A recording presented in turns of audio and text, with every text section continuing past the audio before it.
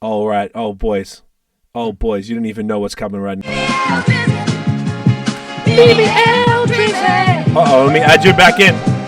BBL Drizzy. BBL Drizzy. BBL Drizzy. Woo! BBL Drizzy. Hey. Are you ready? Don't act like you don't know me. Woo! Let's go. It ain't no mystery. Got the best BBL in history. This cake will make you show up. I know you've seen this glow up as BBL Drizzy. What? BBL Drizzy. BBL Drizzy. Woo! BBL Drizzy. Let's go. BBL Drizzy. BBL Drizzy. BBL Drizzy. Woo! BBL Drizzy. Oh, we letting this ride. We letting this ride, boys.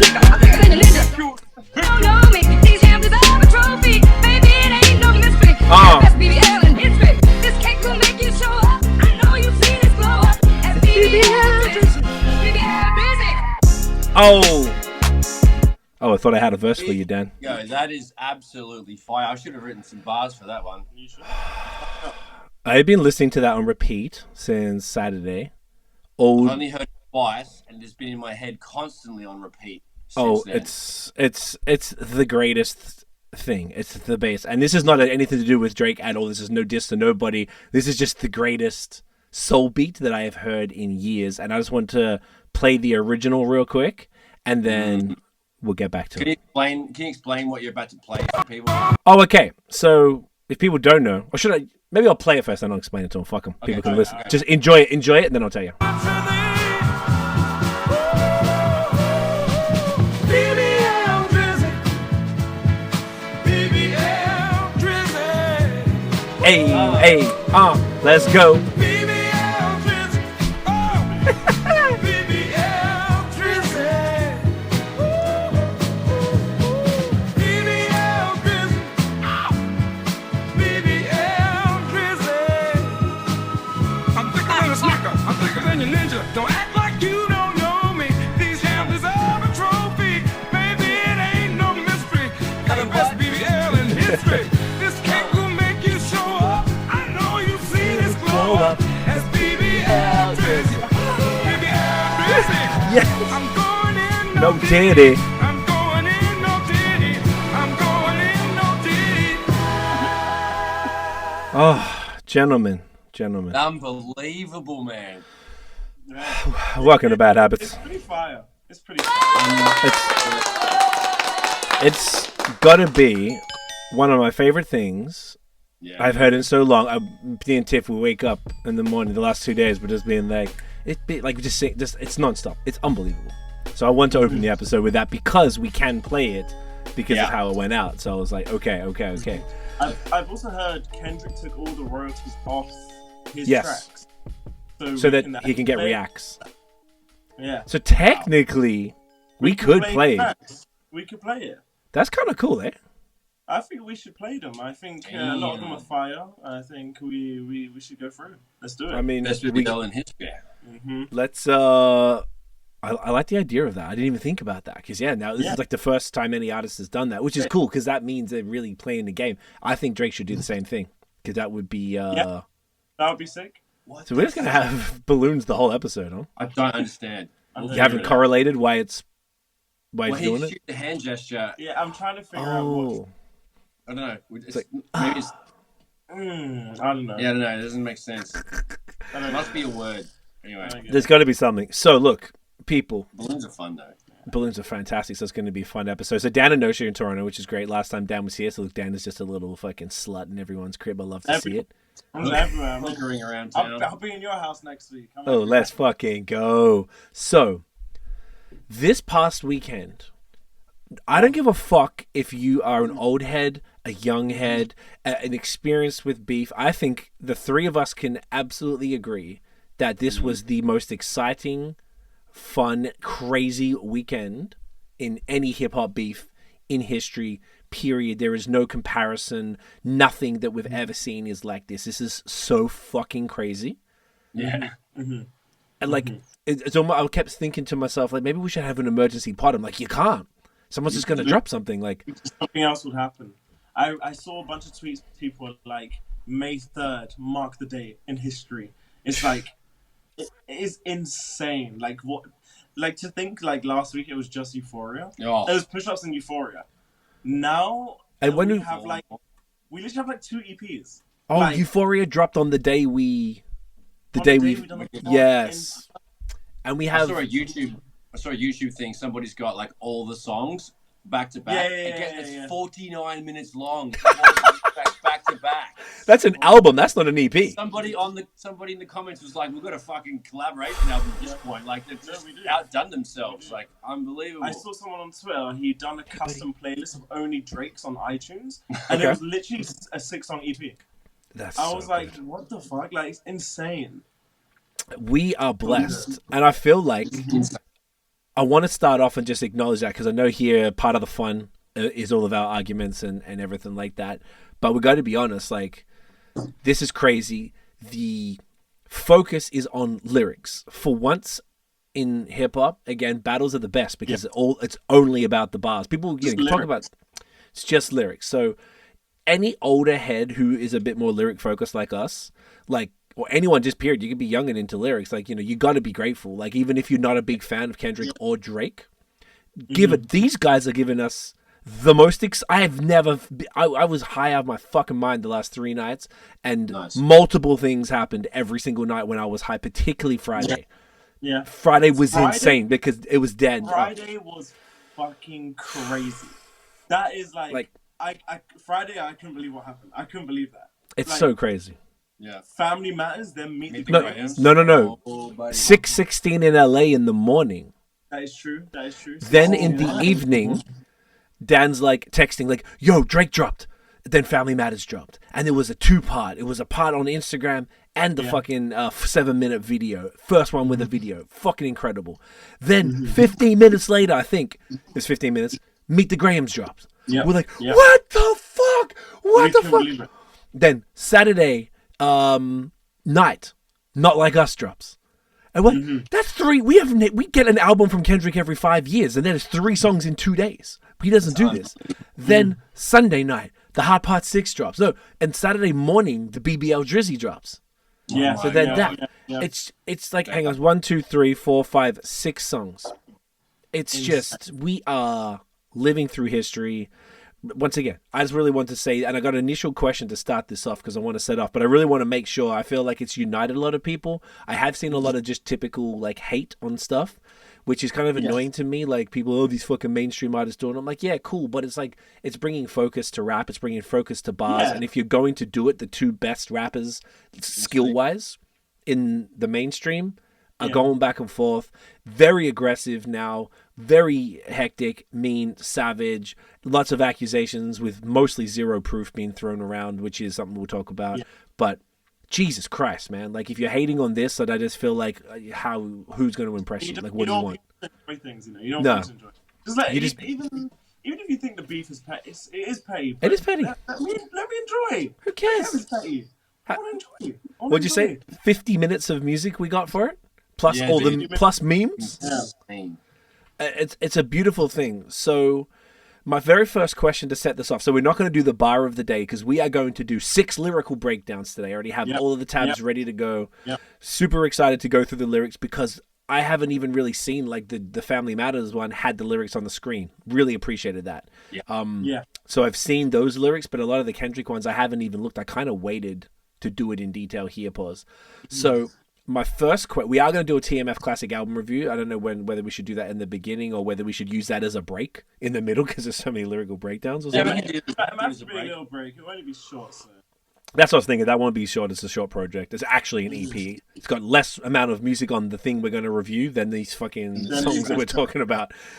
So my first question, and it's I think because kind of came from a bit of a conversation that Dan, Tiff, and I were having beforehand, is I just want us all to like state our biases here clearly because when we go into it, I feel like I was telling Dan, was it today? I was like, I troll a lot I troll Dan specifically about Drake just because if someone goes like hard, I always get like annoyed if someone goes too hard for something. So I was like, all right, well, I'm just going to go the other way. For just to piss you off, like that, just to be a stubborn prick, right? I've loved Drake since you were 9 years old. Since like I've been a big fan since 2008, like a large fan of Drake. I just want to set my biases first, so you guys can see where I'm going through. Big fan of Drake from 2008 through to, then he disappointed me by Thank Me Later. So comeback season, So Far Gone, I was like fucking blown away. Thank Me Later, super disappointed. Take Care, he's being soft. Nothing Was the Same, fuck yeah. Then everything else I've been like hardly paying attention. And I was saying to Dan, I don't very often voluntarily listen to Drake because I know wherever I go it's going to come up. If I play one of the DJ mixes on Spotify in the car, it'll come up. If Tiff has the aux, she'll probably put something on. If I'm in a mall, I'm in a bar, I'm somewhere, I'm going to hear Drake. So I don't really feel the need to listen to it. Doesn't mean some songs I detest, but like 8, 9 times out of 10, I'm happy to listen to Drake. It's not a problem. Love the dude, think he's doing great, put Canada on the map, right? No beef whatsoever. Kendrick, I never was really much of a fan. My friend Jayla, who's a producer, when I worked at Apple, he showed me, I remember specifically, he's like, yo, come check this guy, Kendrick Lamar. And he showed me High Power. And I was like, oh, that's fucking sick. And then Good Kid, Mad City, and it was a bit played out. All the whack people were liking it. And I was like, it's fine. Not really my jam. To Pimp a Butterfly. What? Yeah. To Pimp a Butterfly, I'm like, oh, this is my shit. This album is fucking genius. Then everything else, not interested in. So, if anything, I've traditionally been more of a Drake fan than a Kendrick fan as far as my musical tastes. And what was I going to say about that? So I don't have a horse in the race is what I'm saying. My biases are kind of none. I'm trying to look at it logically. If I am going too hard for Kendrick, it's kind of just to piss Dan off on our chats because it's funny.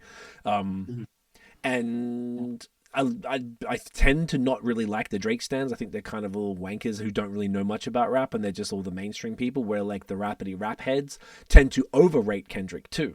They go too hard for Kendrick. So I never really liked Kendrick because everyone was just circle jerking this guy, and like he's great, but is it that good? Like, nah, not to me. So that's kind of where I stand with this. Where I'm trying to look at it, I want to be as objective as possible. And if there is some sort of bias, I'm happy to admit it. But currently going into it, that's where I stand. How do you guys feel about everything? Word up. Well, I'm basically like 80% of what you said as far as the Drake history and how you got into him and the impact, like projects that were most impactful for you are the same for me.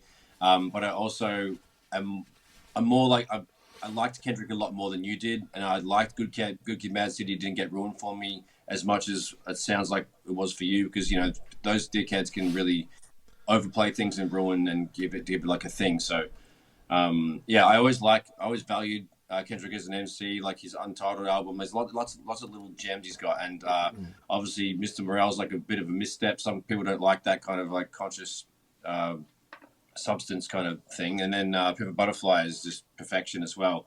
But yeah, I do rate him as an MC, and I've always liked him. So like, I'm kind of like I'm Switzerland with them to start off with. I think they're both kind of that's half for me. So I wasn't kind of like leaning either way. But yeah, don't really have a horse in the race either. I just want good lyricism, and I want Drake to fucking pull his socks up, and he's done a pretty decent job.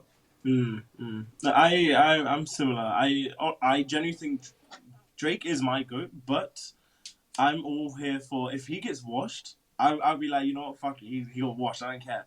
But I feel like you would admit that. At the same time, I'm more annoyed at how fans are reacting. More specifically, the Kendrick fans. It is insane, the stuff I'm seeing. Like, it's kind of like, regardless of what Drake does, it's kind of like he's damned if he does, he's damned if he doesn't, you know? And it's like, that everything Kendrick does, they move to goalpost. Everything Drake does is shit, hate. And it's like, it's whatever. And like, but in reality, I'm kind of like, I just want whoever says the craziest shit to win. Like, if Drake doesn't do that, then cool. If Kendrick doesn't do that, cool. I do prefer Drake as an artist, but I'm not really here, like, thinking he has to win. But, like, it would be good if he won. Like, that's the good, you know? Like you'd have a preference. Okay. But, like, that makes sense. I do have a preference. But it's kind of like, I have a preference, I don't have a bias, though, at the same time. That's good. And you know what? I can agree with that because I seen when you've sent Kendrick stuff and we're talking about it, you've always dapped him up whenever he did a great job. Kendrick hasn't released anything shit Yeah. There's question marks over like one track, which we'll get into, but like other than that, there's kind of like everything was like Euphoria might be the best song out of this whole thing. So I it's think it kind of might be like too. Yeah. it's so good. Like there's so much shit which was so good. So yeah, Okay.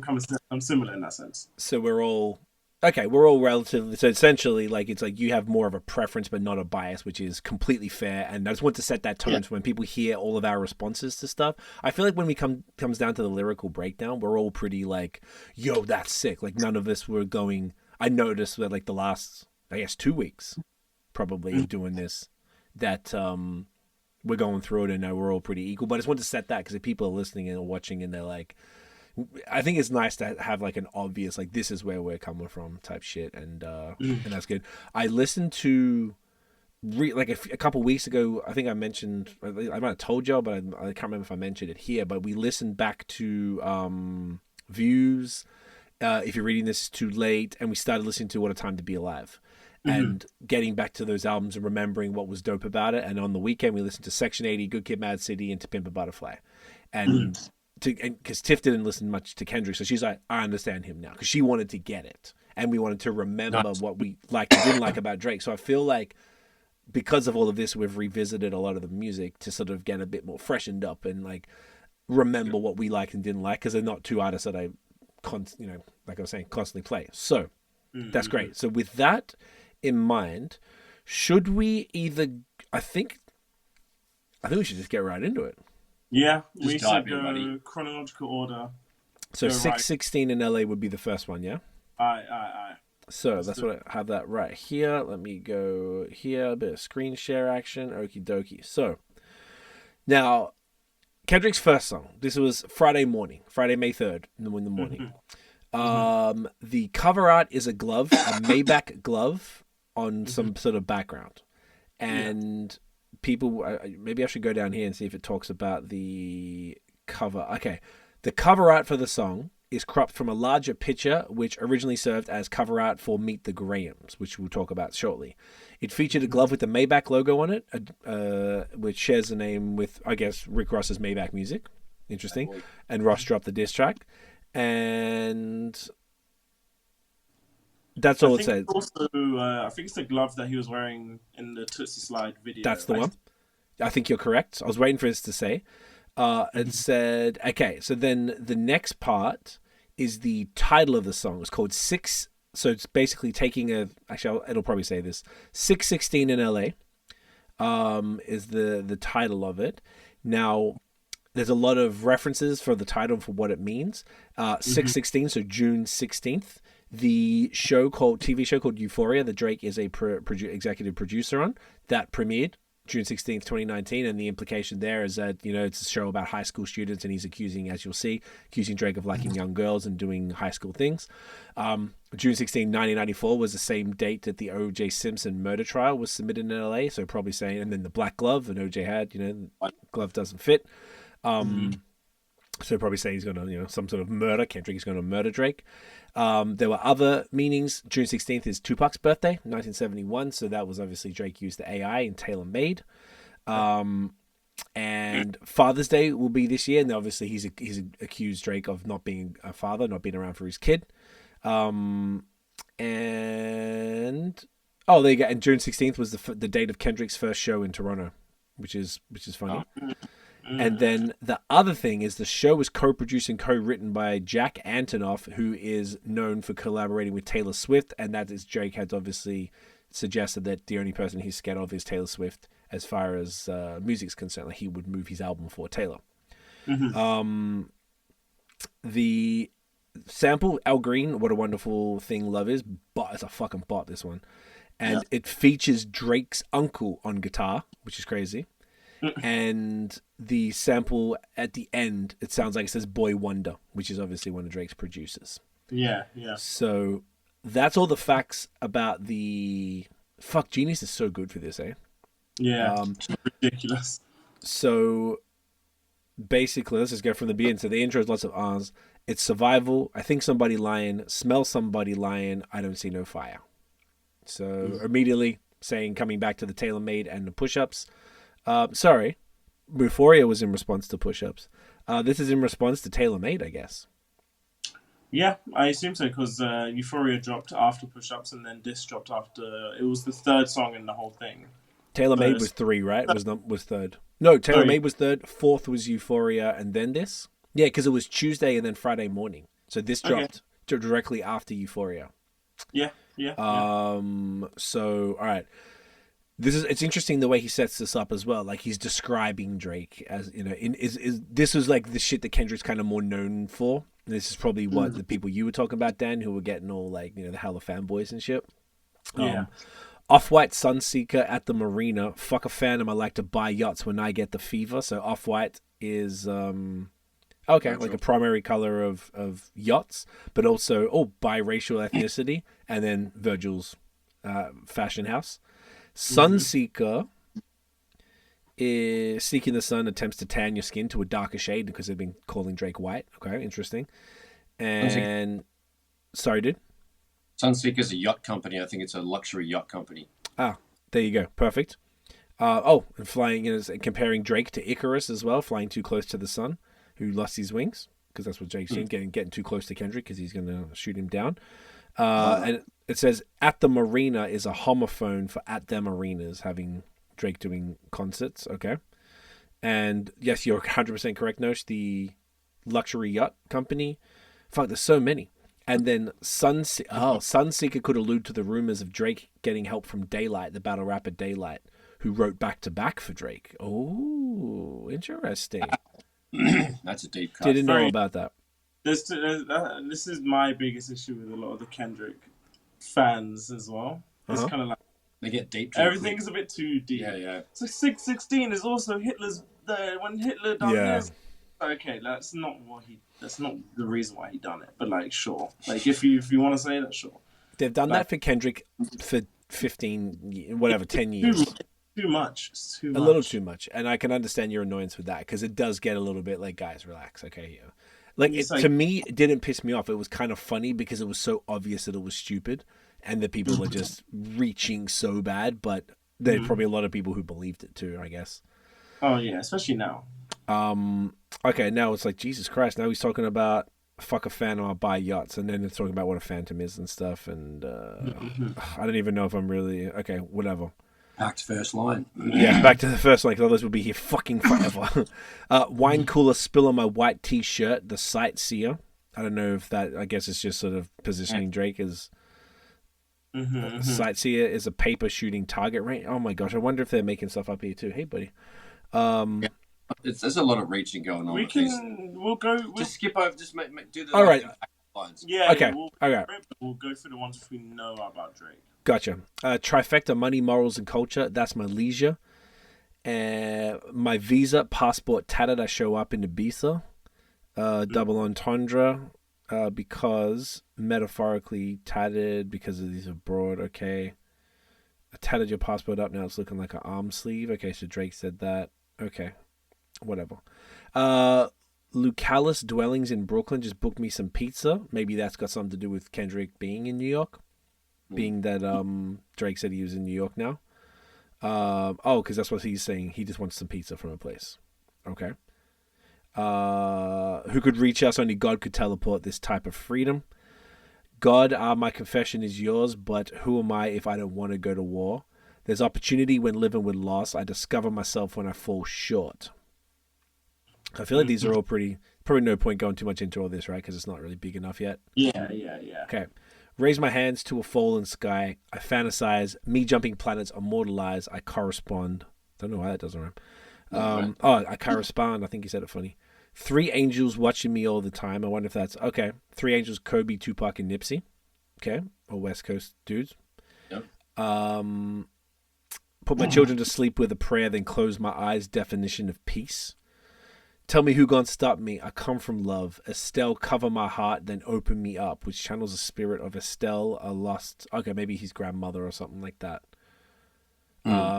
Cool. Remember when picked up a pen, lyrics that I can trust, timid soul, stare in a mirror, asking where I was from. Not much happening there. Often, I know this type of power is gone cast, but I live in circadian rhythms of a shooting star. I guess he's... This is so intense, man. Okay, let's just keep going.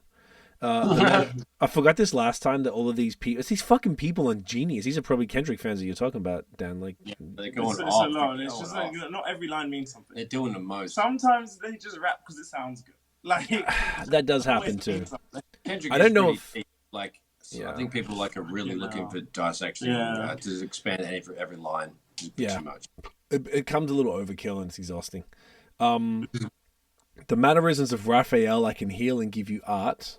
I guess that's to do, Archangel, Christianity, whatever. But the industry's cooked as I pick the carcass apart. So I guess it's This part's very interesting. So, yeah, this part's very interesting. The next line. the next line.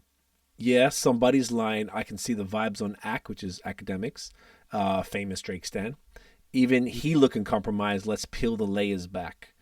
So I guess it's just trying to say that now academics is sort of like shocked, which is pretty funny because his reactions about he was going nuts when Family Matters dropped and then Meet the Grahams, and it shows his reaction to that, and he was fucking losing his mind. It was pretty funny. Yeah. Okay, so then hang on. Oh, let's go like that. Okay, ain't no brownie points for beating your chest, harassing Ant. That was someone that he was his manager. He was shitting on him and posting photos of him. Fucking with good people make good people go to bat. So I guess, can't fuck him up. Conspiracies about cash. That's the Weeknd's manager. Dog, that's not even the leak. Find the jewels like Cash Doll. I just need you to think. So the Cash Doll thing, I didn't... she said she had $500K worth of jewelry stolen, and that... I don't know what that's got to do with anything, but her ex broke up with her because of Drake. Okay. Are you finally ready to play Have You Ever? Let's see. Funnily enough, we noticed in... I think To Pimp a Butterfly, he'd mentioned this Have You Ever thing in the past. The whole, listening back to Pimp a Butterfly, side note, the whole album sounded like a diss to Drake. I'm reading too much into it for sure, but he's always talking about someone. It's in the exact same way he's doing this. It's very interesting. If you guys check back on it and listen to it with this perspective, Right. it's kind of tripping. Interesting. Wow. Have you ever thought that OVO is working for me? Fuck, fake bully. I hate bullies. You must be a terrible person. That's our favorite line. I think it's just so. Yeah.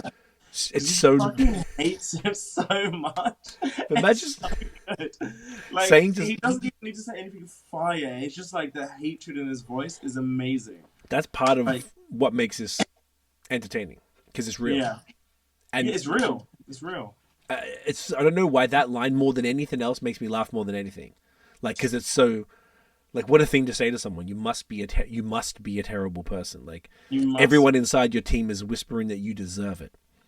So he said, I guess this is playing from Euphoria, continuing on to that thing, and I guess saying that Weeknd's manager and everything was that cash dude and everything's cool. It's all nonsense. Allude to the fact OVO was working against him, people were plotting against him. There was a mold in OVO and shit.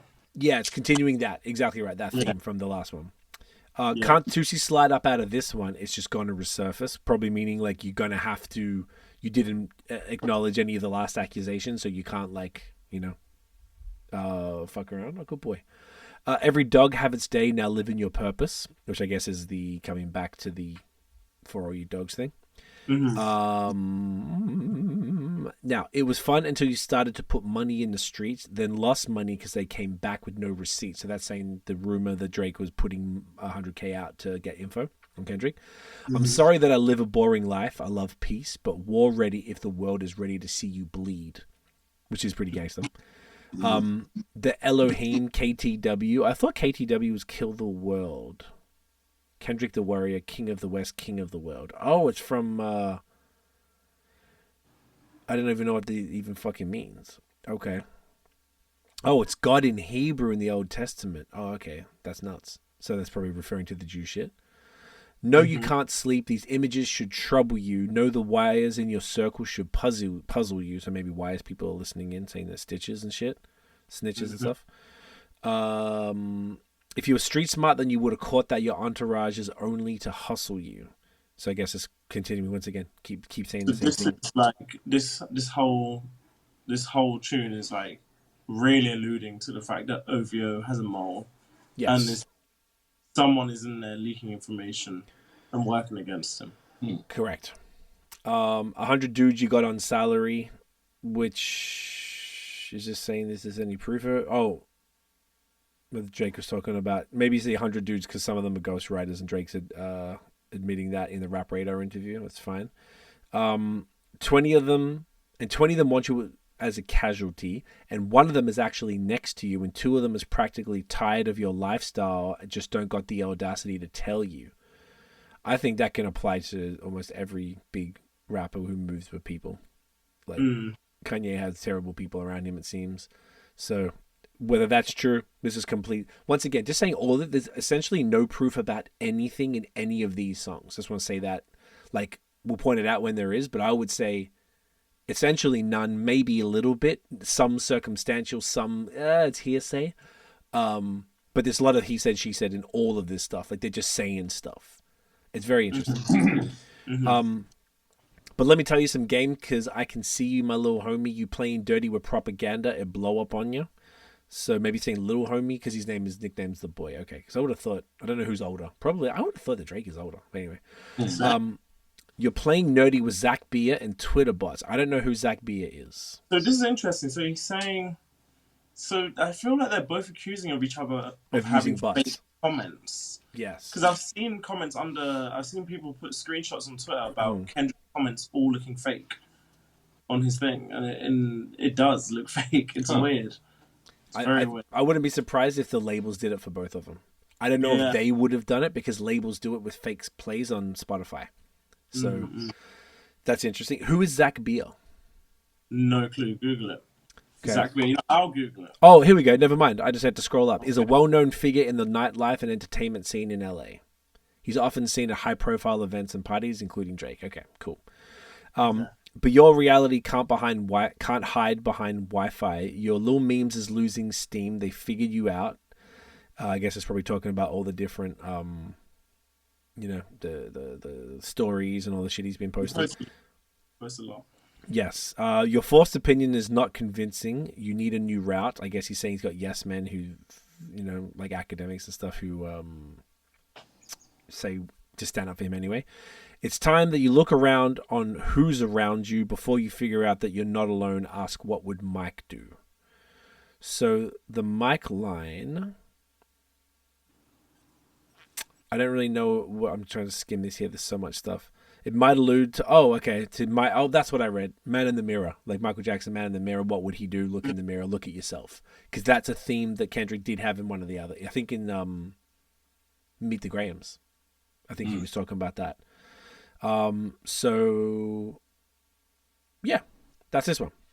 So this song is good. It's really saying there's a leak in OVO. That's what he's trying to say. That's what he's trying to say. So all the accusations here, no proof of any leak necessarily, but the glove is the first hint that there is some sort of a mole or a leak or someone in the crew who is helping Kendrick and his folks out. The move having Taylor Swift's producer, genius. That's really good. Lots of interesting lines with this one. The beat slaps, having sampling a song that Drake's uncle played on. Whoops. It was pretty smart. The title is good since it has so many real, aside from the Hitler thing, because I think Hitler died on June 16th as well. But obviously that's a ridiculous coincidence. But the timestamp Kendrick is pretty funny. Yes, that's funny. Also taking Drake's thing. So there's Tupac's birthday and all that different things. So I mean, like, that's really cool use of the title and the Euphoria's thing. I think it's pretty funny if you start looking. I mean, how do they find these fucking coincidences?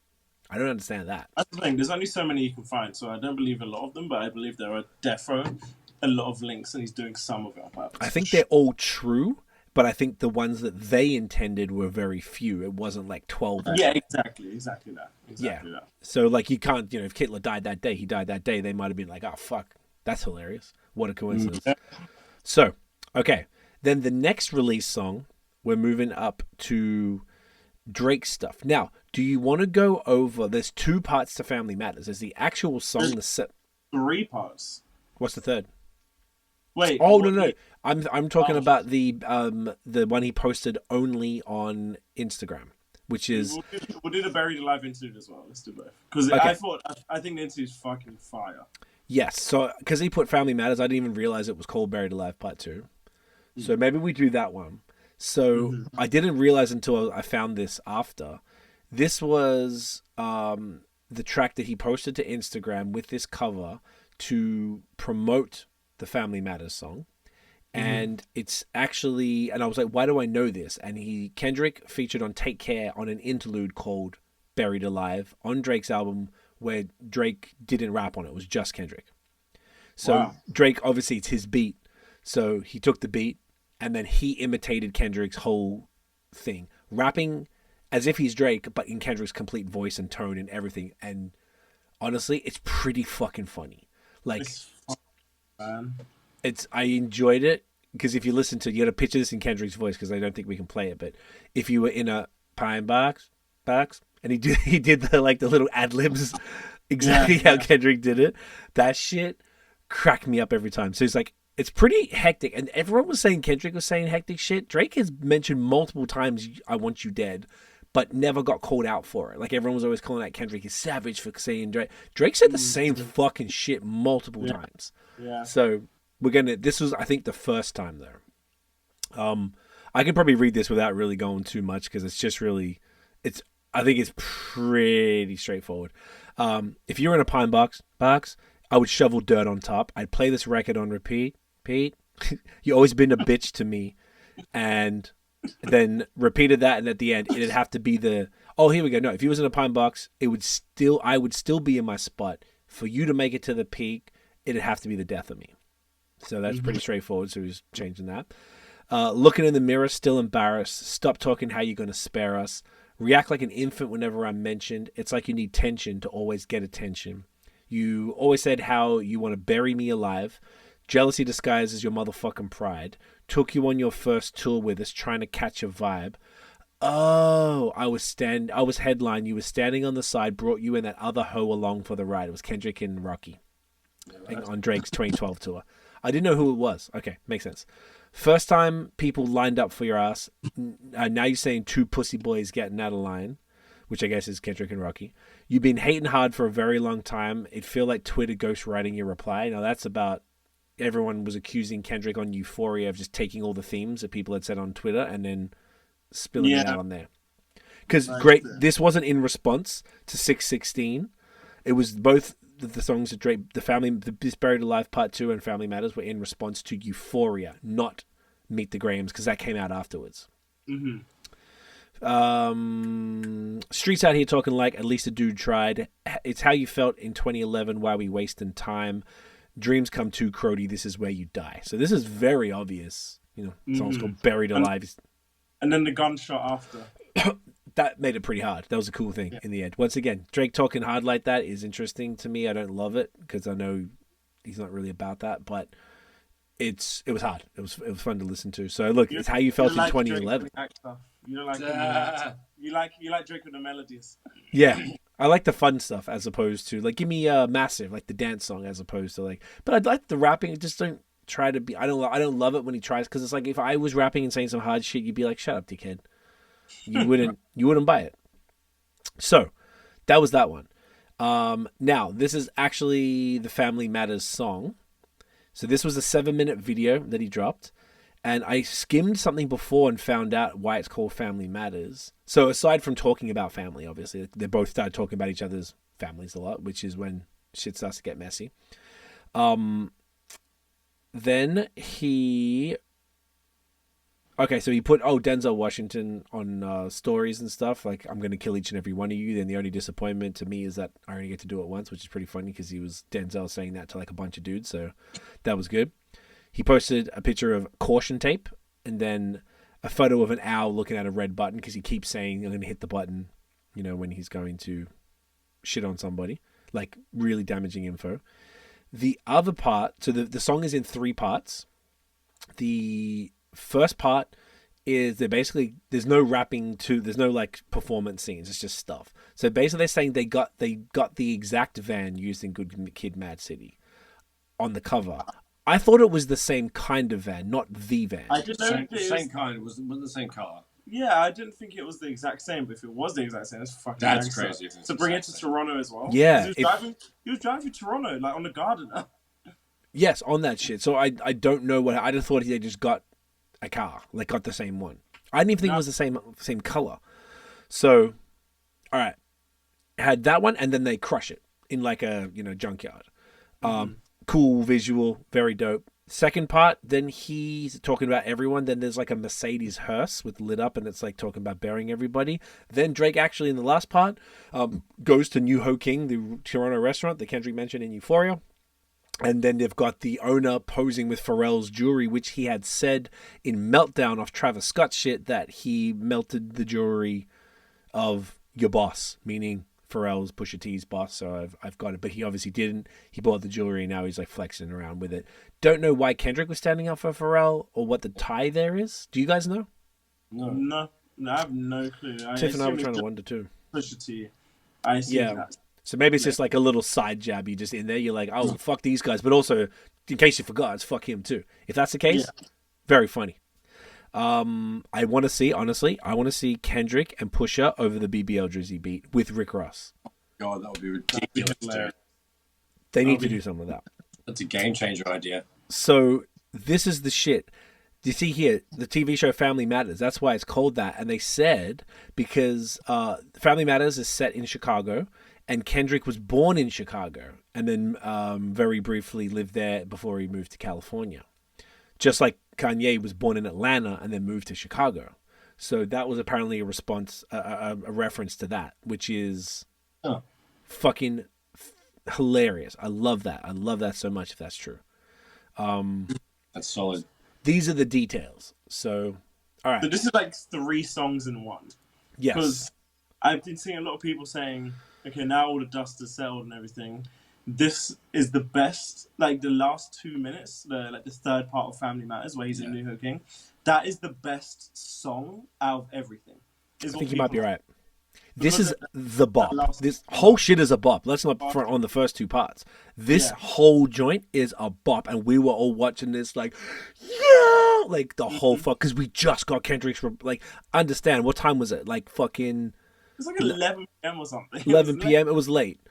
And we were high as fuck. And then your text was like, stopping everything we're doing and put this on and trying to soak up the information. And then you didn't have time to react. And they were like, Kendrick, what the fuck? And we're just losing it. Couldn't. It's too much. It was too much. We couldn't take in that amount of information. It was the most overwhelmed I've felt with pop culture maybe ever. It was fucking bonkers. But I think easily this is Drake's best song of the lot. And the boppiest of all of them. And it's like the best part is that at the end of push-ups, when he's like drop like that shit, that's the first song on this. So he already had this done when he did push-ups. Interestingly. Yeah. Right. But he knew he needed to do more. So he basically made 2 other songs. Yes, which he had no choice. Yeah. So final, in the final like part of it, the final third song of Family Matters, the video of that is just so gangster, and it's like he's not rapping to the camera or anything. He's like looking for the mole in Toronto, and he's just like going around different areas, just like hanging. And like, when he's speaking to that random guy outside his house, it's just like it's so gangster. It's so sick. It was a cool way to use a visual without having to rap to it, because they might have filmed all this stuff while he's working on it, so he wouldn't either remember the raps yet, and maybe he hadn't even done it. So maybe he was just filming all the stuff, and catching all... No, like, let's not worry about a performance. It's not about that. Like, let's make it easy. They don't have enough time to edit a performance video, but if you just have a bunch of clips where you're filming the car get crushed, driving around the city, and then fucking, the hearse one, which is pretty easy. There's not that much footage in that. And then the New Ho King one, which is pretty funny. That is sick. That is hilarious, New Ho King. It really is. So this is a great song. This one was really cool. Yeah. So it starts with Drake and his mum talking. She said something like, she said, maybe in this song you shouldn't start by saying, and then Drake immediately said the N-word. N-word, I said it. I know that you're mad. I vented the clip over friendlier jabs. You mentioned my seed. Now deal with his dad. I gotta go bad. So it was pretty cool. And then the beat, that same beat comes in, and he does that, drop a 50, drop a 50 bag for the mob in the spot. I don't know what that's about. Drop a 50 bag 29 for the thought. So 29 is 29 is a Houston strip club. Okay, so that's where the thoughts are. Gotcha. 50 bag for the mob. What's that? Get him, buy him some cocaine or something? No clue. No, it's not actually saying. I don't think it says anything to do with anyone. It just sounds cool. I think it just sounds cool. Okay. Yeah. I was really, really trying to keep it PG. I was really, really trying to keep it PG, which is the same at the end, either parental guidance or, PG Lang. If you had a set, they give your ass a DP, so meaning that like he's just making fake life, give him a director of photography. But you civilian gang in real life, you PC. What's PC? Whoops. PC is... Oh, DP is slang for a gang member. What? I thought that'd be director, because it's like if you have a set, a director, DP they call them. Oh, PC is protective custody, so... Gotcha. And that's probably dissing Rick Ross too, there. Okay, cool. Now he starts to basically trying to call out his gangster for the most part. You know who really bang a set? My dude YG. You knew who really bang a set? My dude Chuck T, which is the game. That's what I thought. You know who even bang a set is CB, Chris Brown, because Chris Brown is actually pretty gangster, as we have seen. He's pretty gangster, honestly. So much respect for Chris Brown now. Exactly. And dude, Cole losing sleep on this, it ain't me. I love that he said that. Yeah. Love that he said that, because it's not a diss to Cole, but he's like, Cole's losing sleep. He said that, but he's like, not me. Fuck this. I'm going in. I like that. I thought that was a sick way to acknowledge it without going on about Cole. Yeah. So you better have some paperwork or that shit fake tea. To me, this sums up all of it. No one's got paperwork on anything, and we'll go through all the different stuff.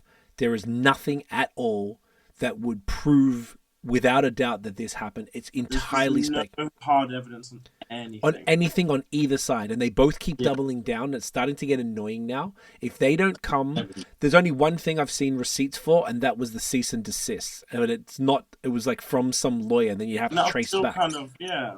It seems real, but it's like, who does the lawyer work for? Why did they do it? It didn't say why they did it.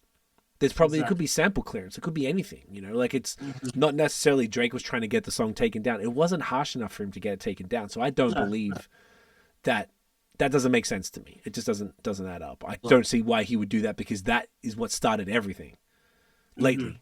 So like, wouldn't you want to? You're not trying to get your competitor shit taken down. That's part of the fun. People are going to listen to you more now because of this. So anyway, that's can't be rapping about no ratting that we can't read. So I guess. Oh, okay. So you can't prove that you're a snitch or whatever the fuck. Maybe he's also talking about the OVO working for him shit. Is like, you can't propose that that people in your crew are working for Kendrick when there's once again no proof.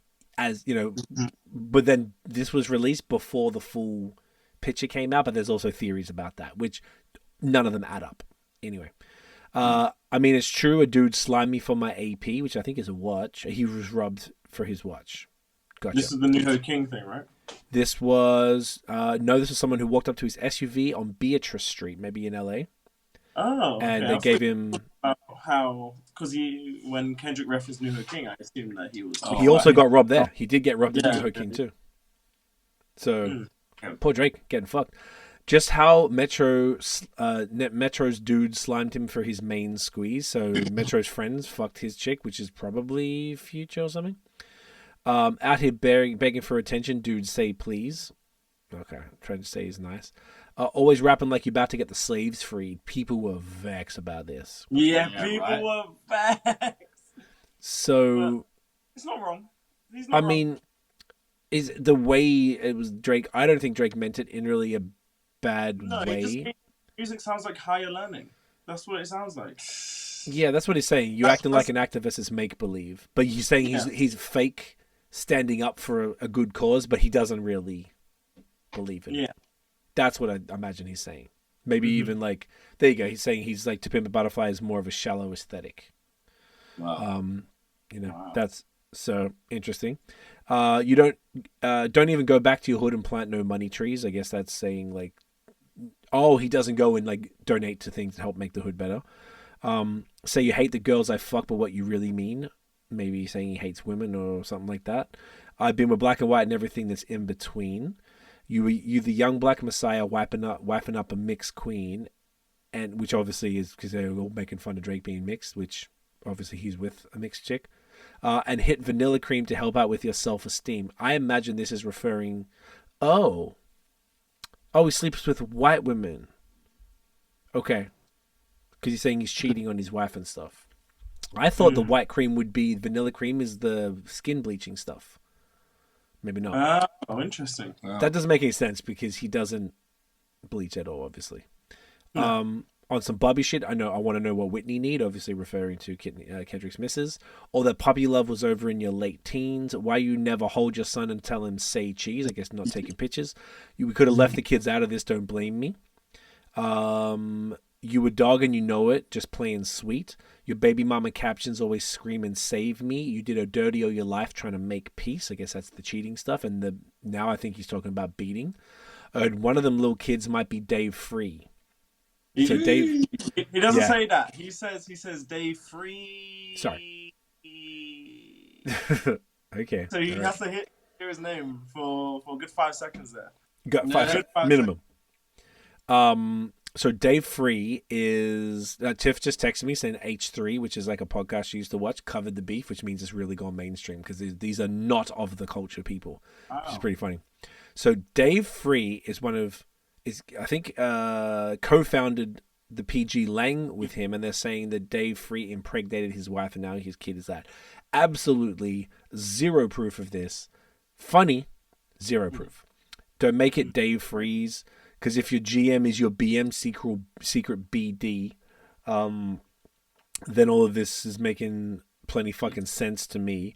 A, let that shorty breathe and shake that ass, bitch. He did that, the sexy red rich baby daddy stuff. I guess that's a reference to him saying, when I see sexy red, you see two bad bitches, whatever.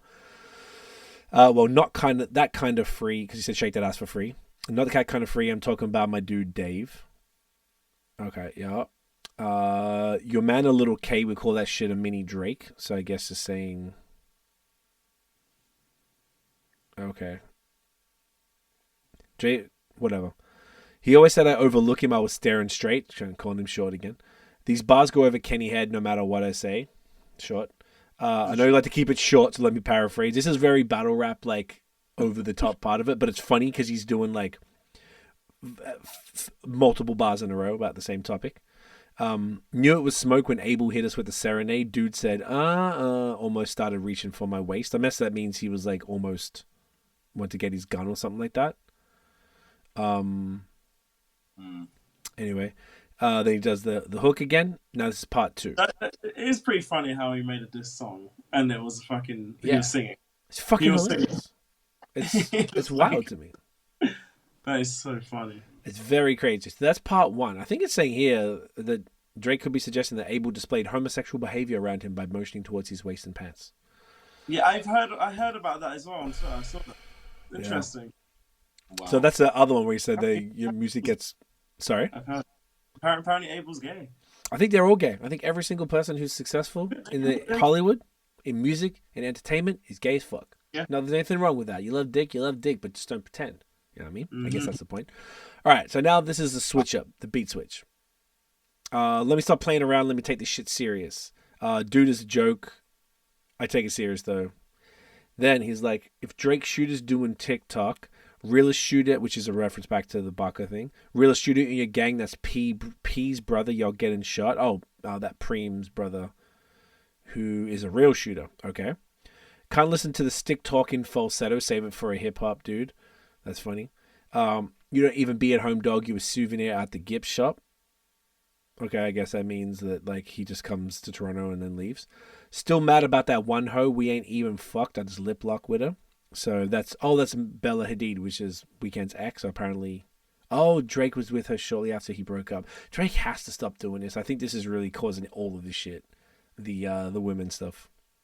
Could be, but I think it's just too shallow to think that's the only thing. Okay, I think you're right. That's part of it, but I think there's a bigger picture. Yeah, there's got to be multiple it might things. not just be Drake. There's a lot of things that there's so much. It's too much.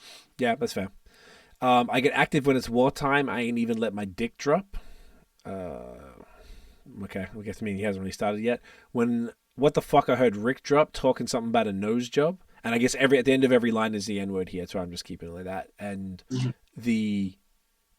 he's saying it over the top because I said he can't say it. I guess that's what he's doing.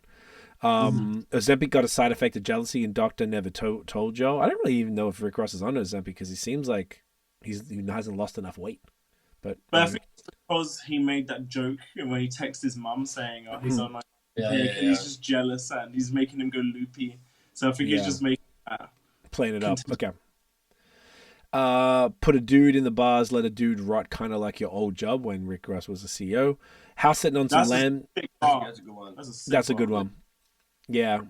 House sitting on some land, but it's out where no one even really know y'all. Bitches got to drive 2 hours before you pay him just to give a blow job, which is because Rick Ross bought Evander Holyfield's massive property and it's mad far from Atlanta. Must have snorted up a snowball because my last record deal was 400 mils. These days, that's a low ball.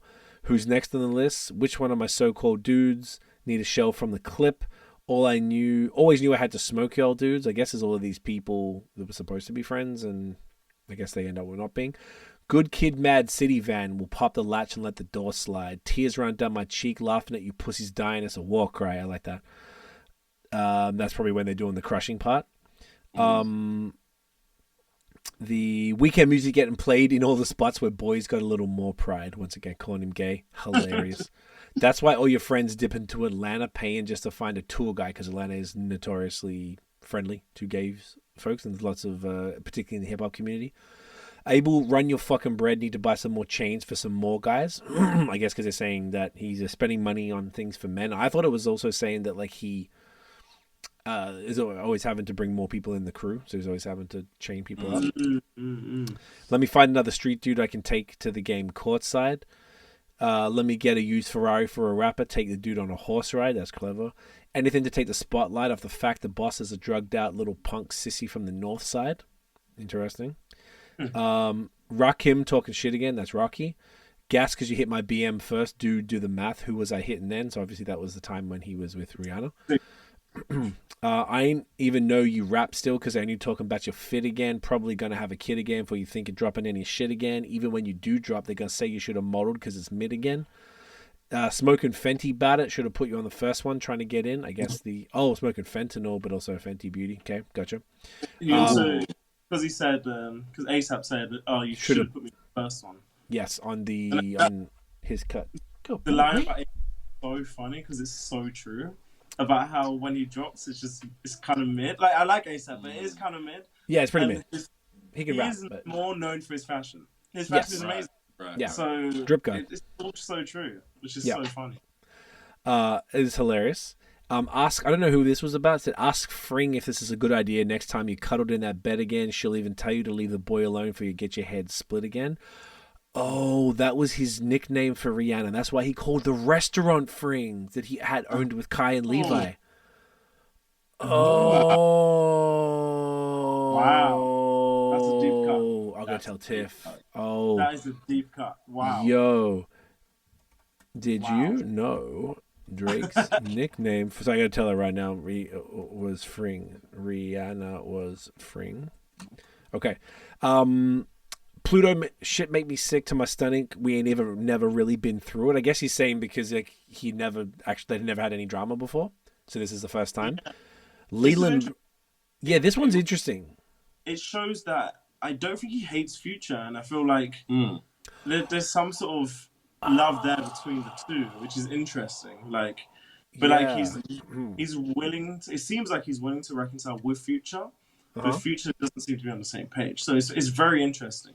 And he said, did you know who Leland Wayne is? No, who's that? Metro's real name. Oh. So Leland Wayne, he a fucking lame, so I know he had to be an influence. So he's saying that he wanted Drake off everything. And Metro... And he's saying that the only reason that Future doesn't like me is because of Metro. Right. Yeah, I'm totally. Wow, this is interesting. These dudes had a plan and they finally found a way to rope you in. 2 separate albums dissing. I just did a Kim to it. Dude skimmed through it, which I guess was a little jab to Skims is Kim's company. So that's just probably a little tiny little throwaway Kanye reference just for him. Me and Savage has the hose dripping wet it shows. Almost had to swim to it. K Dot shit only hitting hard when Baby Keem put his pen to it. I guess he's saying Keem's features. I don't know if he's writing for Kendrick. Russ calling me the white boy and shit kind of got a ring to it because all these rappers waving white flags while the whole fucking club sing to it, which is probably pretty true. Murder scene on your man tonight, then come to the vigil with the candlelight, body after fucking body. You know Rick reading my Miranda rights. Another reference. I'm going on vacation now. I hope next time y'all plan it right because y'all got to pay for saying my name. Guess now dudes understand the price. So, okay. Now, interesting thing on vacation too. He's trying to end it. You know, which is a strange thing to do in the middle of the song. Okay, part 3. So this is when he's at the New Ho King part. Gangsters on the video because you hear the 6 tag. Yeah. And then just immediately to New Ho King. It's like, okay. Which is cool. Yeah, it was a really cool transition. This was really well put together. Kendrick just opened his mouth. Someone go, this is like a sing-songy flow. So someone go hand him a Grammy right now. I guess, because they're saying everyone just fucking sucks him off whenever he speaks. Yes, so many like that. Where's your uncle at? Because I want to talk to the man of the house. That's a diss because of the trans uncle. West Coast dudes do fades right. Come get this ass whooping. I'm handing them out. I guess fade is like a word for a fight. You want to take up for Pharrell, then come get this legacy out of my house. So that's the way because he mentioned don't bring Pharrell into it, and then he had the chains. A cease and desist is for hoes. Can't listen to lies that come out your mouth. You called the Tupac estate and begged them to sue me and get that shit down. No proof of any of that. No proof of who this cease and desist came from. Like, somebody did a cease and desist. I saw, like, if that email was real, multiple people posted it. Don't know what the deal is, though. And also, no proof that Kendrick called the Tupac estate. I imagine they would have been alerted to it pretty easily. I'm losing perspective on beef. Boy wonder, send beat and I'll kill you for fun. Your daddy got robbed by Top, you stunner, and Wayne like father like son. So I guess that's true. You've talked about it in an interview before. So what's this thing about that Top robbed his dad at KFC or something? What's that? So there's a song called Duckworth off Damn, and he talks about it. So it said here. Right. So there was, he robbed his dad. He worked because his dad worked at the KFC at the time, and he robbed his dad, and then ended up working together in the end. So, and then Birdman and Wayne had an album called Like Father Like Son. Hence that reference. Anthony, which is Top Dog, set up the plays. Kojo be charging you double for nothing. Kojo is involved in songwriting and production, is overcharging Kendrick, they're saying. They shook about what I'm going to say, but texting your phone like we already won. I guess saying everyone's gassing him up. You tell me what I shouldn't say, but fuck it, it's already done. Probably about the N-word. We already know it's a 20v1. We already know why you went number 1. It's clear because of the boy. The honorable thing is to give me the loot. I guess they already know why you went number 1. Oh, probably because of the Like That song went number 1? They done a song to everyone. I'm not sure, unless it was Fucking Problems, I'm not sure what song he's referring to. This is saying Like That. So, who knows? Because, it did go number 1. Oh, they're saying the honorable thing is to give me the cash for it because it went number 1 because you dissed me in it, so I'm the reason it went number 1. Gotcha. Yeah. You're right about the big fucking 3. It's only Big D. There's video proof. So it's either Big D is in Drake or someone saying it's the Dick video. Yeah.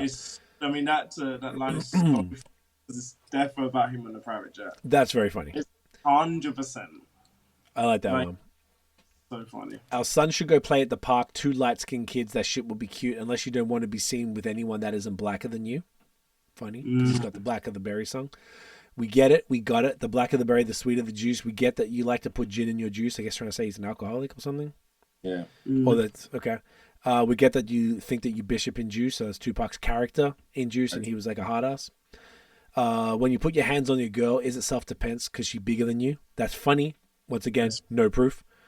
Your back is up against the curb. You digging for dirt. You should be digging for proof. So that's probably coming back to the paying for stuff.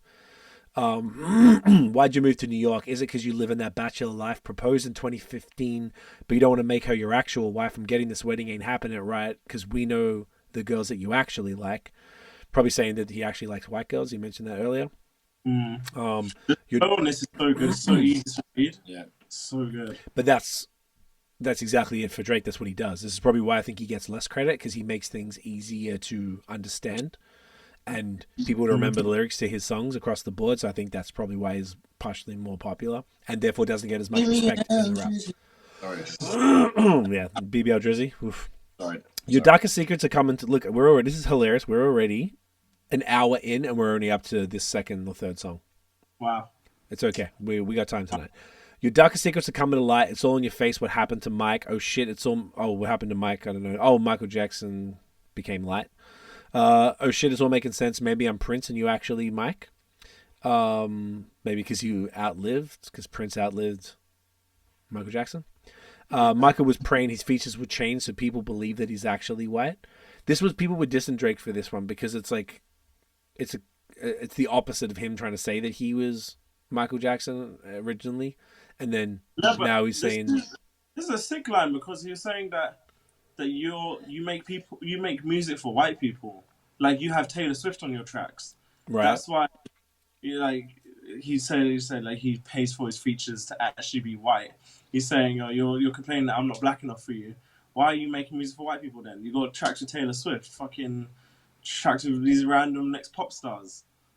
You know what I mean? Yeah, no, that's actually, that makes a lot of sense. I should have found the tweets where they were like, someone pulled the two things, and it was, maybe it wasn't this one, maybe it was something else. It was contradictory. It was like saying one thing and then saying the opposite. So I mean, it could also be context too. Yeah. Top will make you do features for change, get on pop records and rap for the whites, which could be what you were referring to then, because he's doing all that. And wait, you say your brother is Jermaine, but you wanted him to stay out of the light. So I guess he's trying to say that, like, keep him out of the light, meaning overshadow him, or keep him out of the light, as in, like, you know, let's just kill the diss there. Because, like, Cole didn't even Kendrick never really came at Cole after all that in the end. Yeah.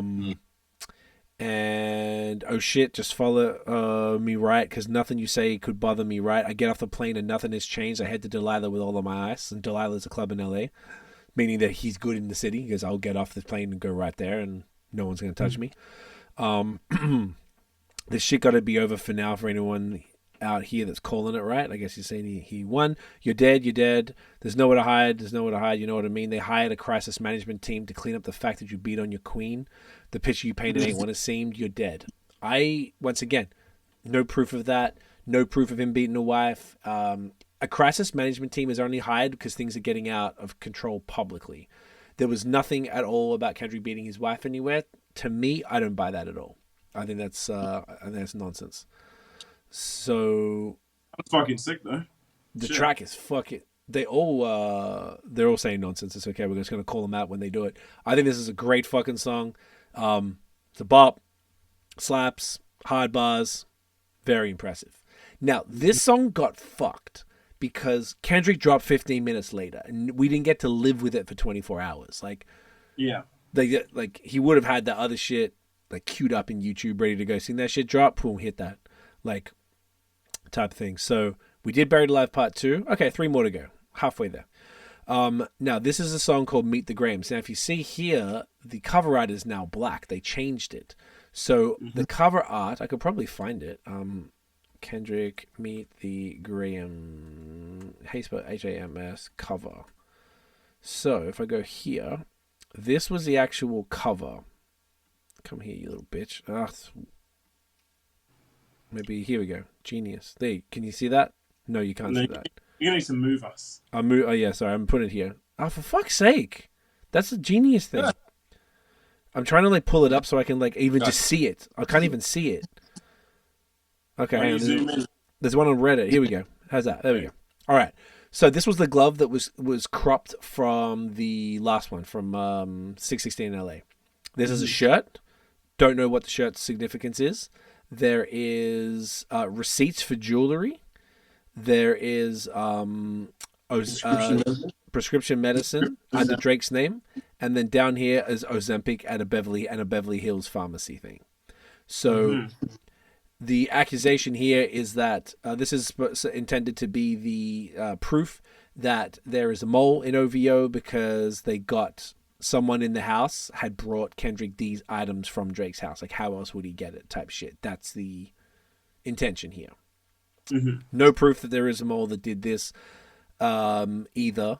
which I guess is pretty hard to prove, but still, the Drake side, the Drake fans was saying that apparently Drake's dad had a suitcase stolen.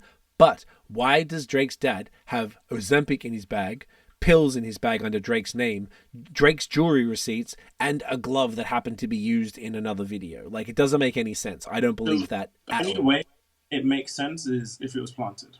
That's the only way. The way it makes sense. So there's also, that's the other thing now. So that's, I guess we're going to get to that in the next Drake one. The Drake response saying the fan theory was it was planted. It feels, I don't buy that at all. The planting thing. There's it's not no necessarily a fan theory. Drake said that as well. Drake said it after the internet went live with it, just like Kendrick said stuff that the internet said too. So both of them are guilty of doing this for sure. This I don't buy. It seems too convenient, and it's like, if you think about it like this, right? If you were going to plant something, you would vlog, because there's no proof. All these guys are saying, bro, none of this shit is substantiated. Nothing. The wife beating, Drake being a pedo, all of this stuff being planted or stolen, one of the two. This could just be someone inside Drake's house, took a photo, and maybe there's a mole. Maybe they never took it. They just got a bunch of items. Why isn't there a picture of Kendrick holding the items? Like, there's no proof who has these items, right? That's what I'm saying. Like, this all bullshit. There's no one's proving. They're all just hearsay. Like, if you were going to do something like this and plant the item, you would make a 5-minute vlog and you'd be like, all right, motherfuckers, this dumbass fucking Kendrick, what we're going to do, I'm going to get these, right? I'm going to plant. There's guys who are coming to look for info. One of my boys in the team is being contacted from his thing, right? So what we're going to do, we're going to get this and we're going to give it, or leave it, like, whatever. Here's a suitcase and walk away from it for a second. The guy looks around, oh, fuck yeah, I'm going to take this. It doesn't make any sense. This collection of items in one place, I don't believe it, man. It's not. The only thing that makes me kind of lean towards it being planted is the whole daughter situation that he was saying. The which, sorry? The him talking about him having a daughter. And then Drake going into more detail about how he made him believe that. So there's kind of that kind of makes me believe that it was planted, but then also, again, there's no proof, you know. There's no proof of any of the stuff. The daughter thing got more complex. I saw some other stuff now. Now I'm just like, I feel like it's all becoming all this propaganda on both sides. Now I just don't know what the fuck to believe. So, well, yeah, it's a real, like, people always talk about conspiracies and stuff. Like, this is actually people conspiring to do something. Yeah. All right. This song's called Meet the Grahams, which I guess is probably like, you know, like Meet the Fockers or something, you know, the movie or something, I guess. Meet the Family. Was there a movie? Oh, Meet the Family. Oh yeah, Family Matters, Meet the Grahams. But I think what happened is if this all wasn't coordinated and it was some big thing that they all did together, they would have, like, Kendrick would have picked that Drake was going to do something. Like, it's like they calling each other out, like they're realizing that, like, they're both doing this stuff. Like, Kendrick picked that Drake was going to go on the family angle, so then he did that type shit. That's what, with the title of the song, because they dropped like that. Oh yeah, that's right. Now, the reason why the cover was taken down, when everyone was saying it's Kendrick's embarrassed because it was planted, it was like HIPAA privacy rules that you're allowed to put people's private property for one, but also medical records, and there's medical stuff that are clearly seen on there. So that's the reason why it was taken down, and it's just they just left it black and didn't replace it. So it's a cartoon dog urinating on a fire hydrant might coincide with For All the Dogs. Okay, sure. Okay. Anyway, so there's that. So this song is extra savage. It's a series of letters, I guess, from Kendrick to each of Drake's family members. And you can't start a song by saying "Dear Adonis." You can't do that. It's unbelievable. It's so crazy. Insane. This was like the song that I was like listening to it, and my jaw was like, Yeah. Are you fucking serious, bro? 15 minutes after that epic video. This is the most impactful one bar-wise. I was like, excuse me. Insane. Straight put the noose around the neck, and he's got the gun to his head, and he's just like... And the way... I think the reason why it hits so hard, because Kendrick's delivery is so articulate and so calm and so Yes, lower, yeah. and then the beat's got that sinister sort of chord thing going on, and oh my god, it just hit a So different good. way because it's not like, you know, first off, fuck your bitch in the Yeah. clip. Like, it's not like it hit him up. It's like, it's different. It's like assassination via like, I'm disappointed in you, and these are the ways that I'm disappointed in you, and I'm going to talk to your, not even you first. I'll save you for the last bit. And Yeah. starting with Dear Adonis was like, I just jaw drop for the next fucking 4 minutes. I love this. This is my favorite for sure. On that note, really quickly, I want to just impress how dope all of these songs are. Tiff and I listened. We had a lot of driving on the weekend. We listened to Takeover, Ether, Super Ugly, and Hit 'Em Up. Oh, good one. And this is so much deeper. This is so much deeper. I don't give a fuck what any old ass head like myself says. This is better. This is so much better. You can't compete. You can't compare. I don't give a fuck. Like, you got to give it up. If you are not giving it up, even if you don't like them, I see all the old head cunts on Facebook or from Facebook. It says a lot, like saying how soft everything is. I'm like, Yeah. it's because they're not like saying I'm going to kill. Like Chris Brown's yelling all this stuff and saying I wish it was you and not take off. Like, that's savage and that's fine. This is so insidious and fucking poisonous and fucking relentless. It's not the same. It's not the fucking same, bro. Like, I feel like all of these songs, because we listened to them, we went back, like, okay, let's go back from, say, Push-Ups, listen to that, and then go back and listen to all the songs one after the other. And you know what's funny? You know what's a funny visual? You know how Kendrick looks on Damn? He's kind of like got that little look. Yeah. With his eyes are rolling. Imagine him looking like that and saying these words. he's a Psychotic. That's why this is different. Drake still comes across like a pop star in the other stuff because the songs are like every day, just like drop, like she's saying that, and we're singing that, and BBL Drizzy. Like, I'm like, it's catchy, and that's what he does best. You could play This Family Matters like, in the club, it would go off. Like Jack Nicholson in The Shining. Jack Nicholson, yeah, psychopathic. So yeah, let's go through this one. So this was another long 7-minute song. So we got 2 back-to-back 7-minute songs at midnight on a Friday when everyone's lit. Insane. Can barely cope. It was just the most. Everybody was watching. Try and chill. The hockey and stuff. Right? And then we wake up to BBL Drizzy. I'm like, it was just Saturday night. It's just, this is all so much. So just picture that mind state where we're all barely scrambling to text each other and get this stuff ready and find it. It was just heart racing. You're like, oh my God. Fuck, it's the best, man. I'm so grateful for these two gentlemen. It's been a good start to spring, hasn't it? Yeah. It's been very 100%. good. 100%. Like, much respect to Drake and Kendrick for doing this. I just, they're entertaining the culture. Hopefully neither of them get hurt or nothing. No one's, it's all cool. It's just words, but like, fucking Christ, this is brilliant. This is so good. Okay. Sucks that people hate each other, don't like the negativity, but we got some pretty fun art out of it. So, I mean, here we are. All right. Dear Adonis, I'm sorry that man is your father. Let me be honest. It takes a man to be a man. Your dad is not responsive. I almost kind of feel like we don't really need all the what do you call them? The things on the side on this, because this is pretty straightforward. This is very straightforward. Yeah. Straightforward. I look at him and wish your grandpa would have wore a condom. I'm sorry that you got to grow up then stand behind him. Life is hard. I know the challenge is always going to beat us home. Okay, now it's actually pulling back to other things. All right, I'm not doing all of that. Sometimes our parents make mistakes that affect us until we grown, and you're a good kid that need good leadership. Let me be your mentor since your daddy don't teach you shit. Never let a man piss on your leg, son. Either you die right there or pop that man in the head, son. So apparently T.I.'s homie pissed on Drake in a movie theater. Apparently that was a real thing that happened. Yeah, apparently he got pissed on one time. I knew about this years ago. I knew about this like 10 years ago. Yeah, I never heard this until right now. This is like, that sucks. Drake should have fucked him up like for that. That's bad. Never fall in the escort business. That's bad religion. I guess because Drake is always about escorts and his baby mother was a porn star.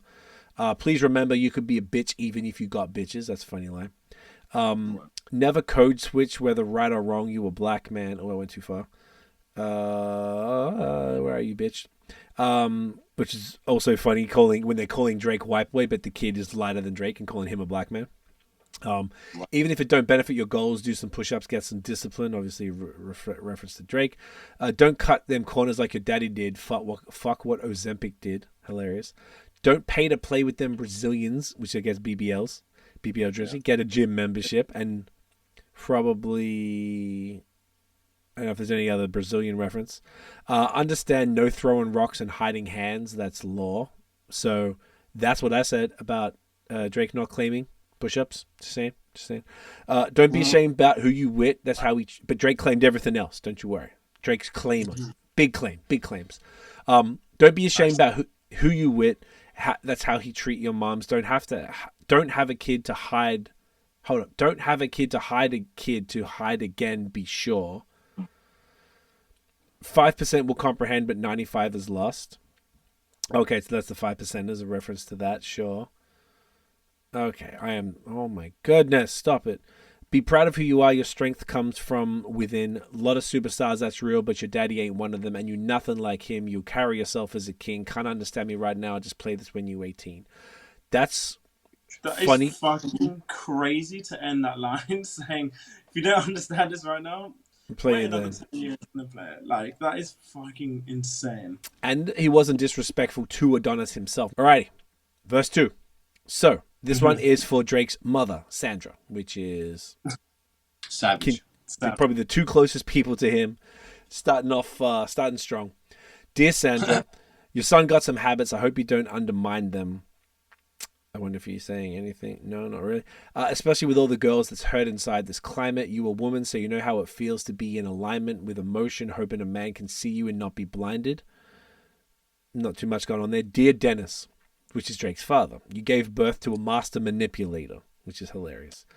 Even using you to prove who he is a huge favor. Interesting. Because Pusha said you parade him around.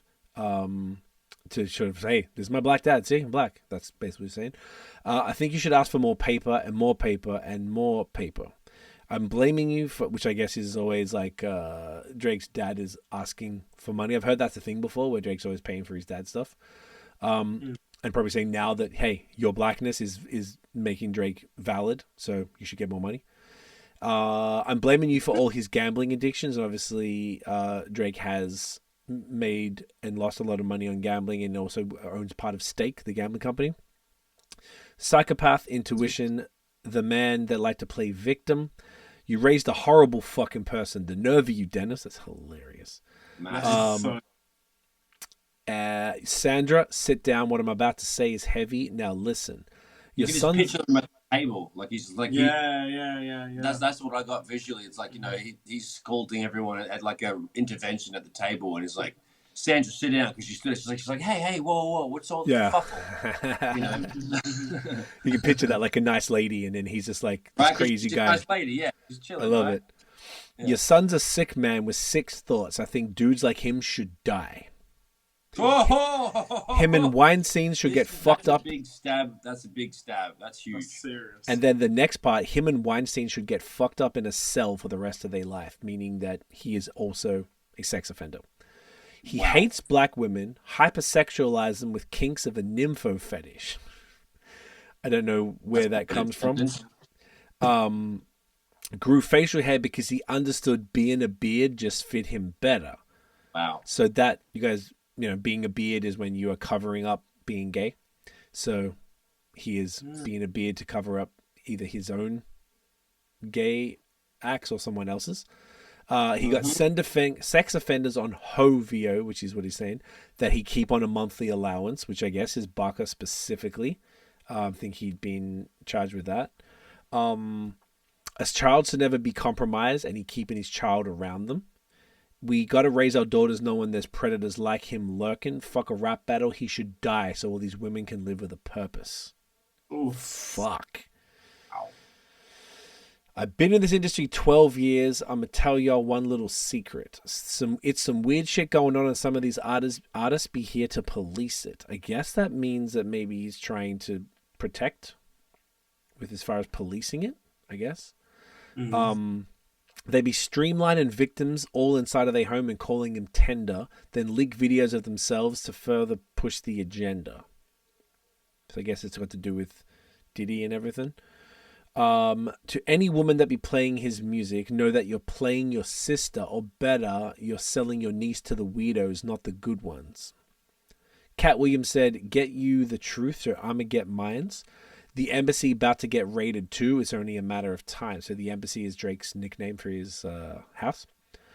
A LeBron, keep the family away. Curry, like Steph Curry, keep the family away. To anybody that embody the love for their kids, keep the family away. They looking at you too if you standing by him. Keep the family away. I'm looking to shoot through any pervert that lives. Keep the family away. God dang. Hectic. So pretty harsh. Said he wish he were dead twice. In no uncertain terms. Now, this is there's 4 verses. I forgot. Oh, my gosh, this never ends.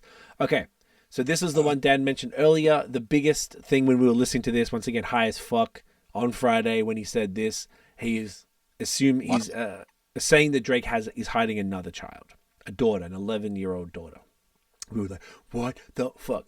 So this is a very controversial topic, like some of the other things that we were mentioning before. So didn't give the name, but he said, dear baby girl, I'm sorry that your father not active inside your world. He don't commit to much but his music, yeah, that's for sure. He's a narcissist, misogynist, living inside his songs, tried to destroy families rather than taking care of his own.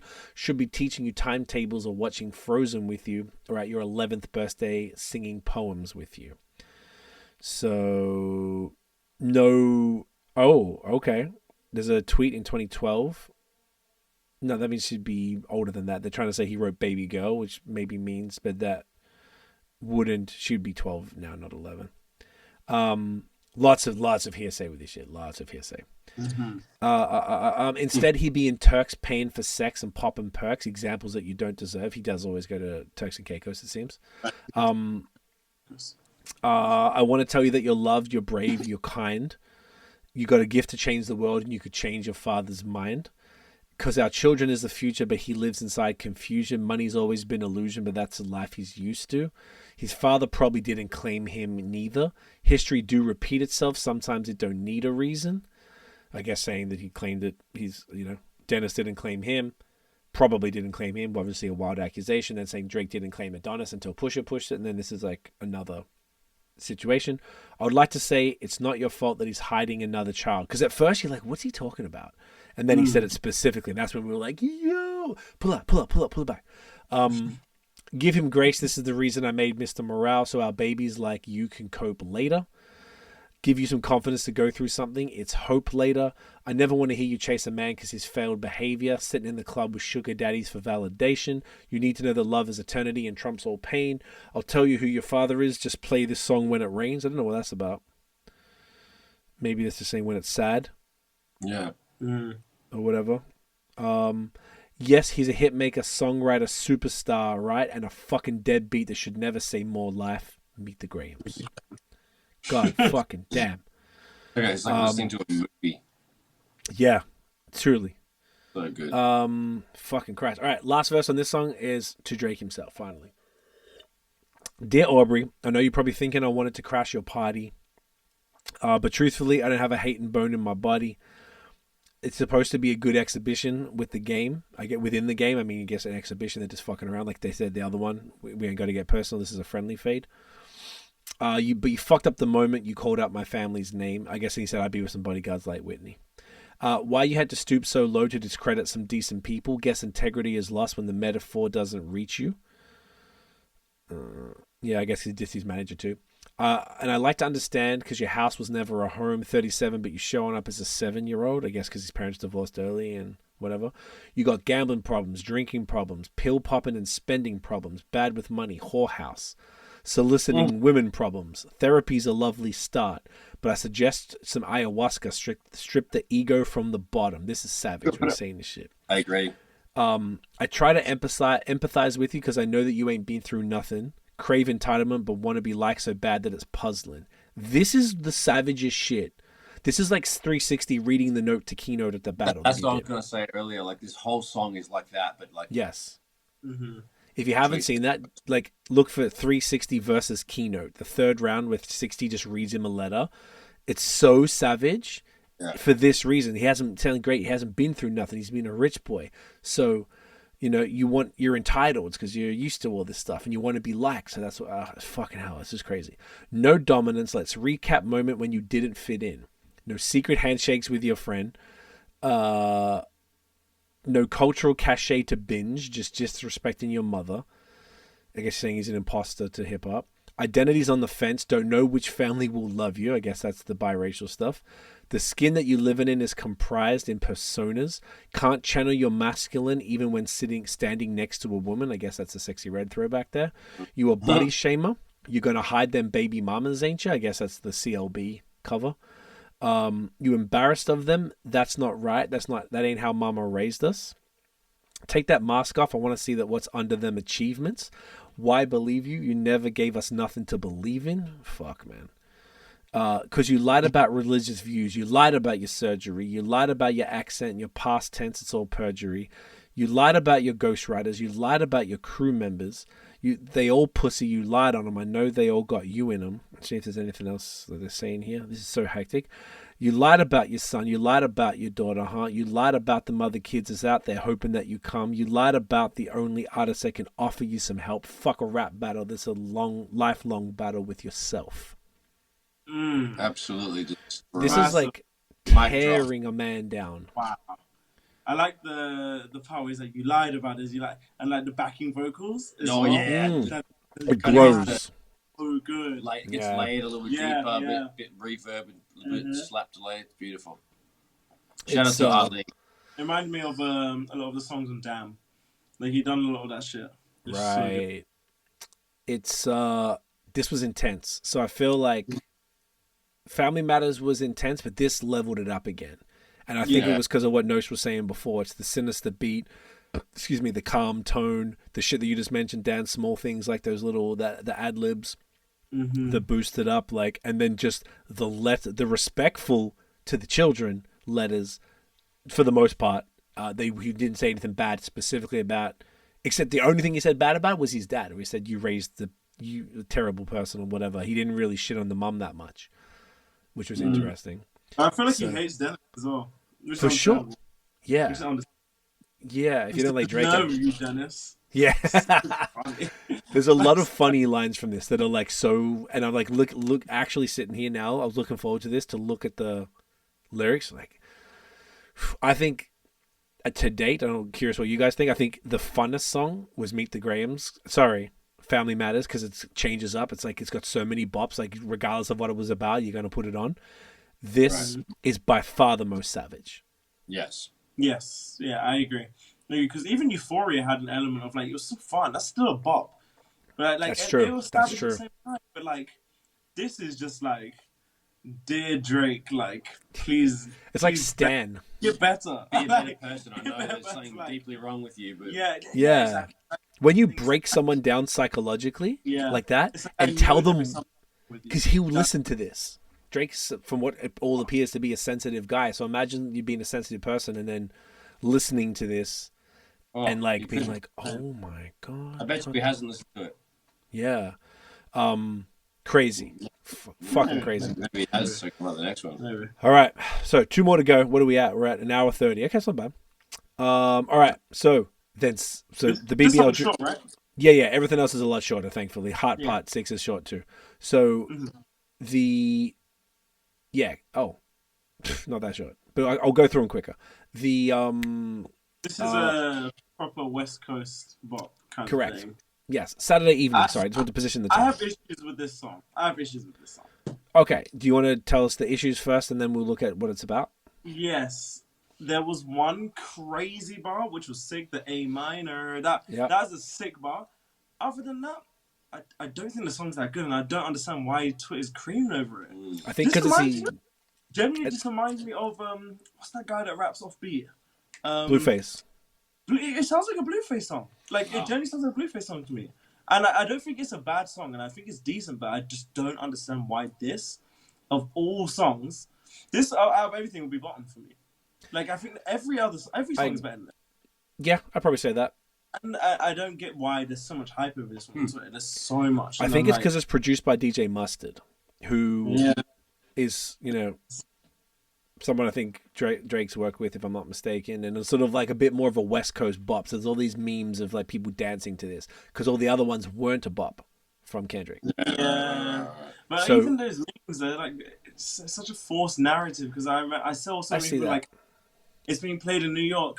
Everyone stood there like this, Yeah. and I'm like, Always do. why are people saying like, oh, it's amazing? This I don't know. I seen video it played in LA. People were losing their shit. So I think it's like culture. Just like if this Maybe sound LA goes- specific thing. Yeah, because this sound pops off there. This sound probably isn't in New York. You don't really want to hear this. So I get it. But even at that DJ Mustard concert where he didn't play the song. Did you see the video? The Yeah, girl and he who played it like at an played it like at the end when the club was closing. basically when the lights were coming back on. She said, Yeah, Oh, the they lights did. were coming on. God, So yeah. it was kind of like I don't know. and that was in Vegas, I think, Yeah, okay. if I'm not Interesting. mistaken.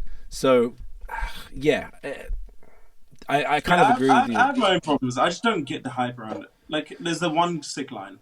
Yeah, I think it's a little bit overhyped for sure. So this particular one, you basically summed it up there. It's a bit more of a bounce on this one, and the cover art of But it's fucking fire. So It's it's insane. yes, so it's a Google Street View thing with a whole bunch of sex offender stuff on Drake's house.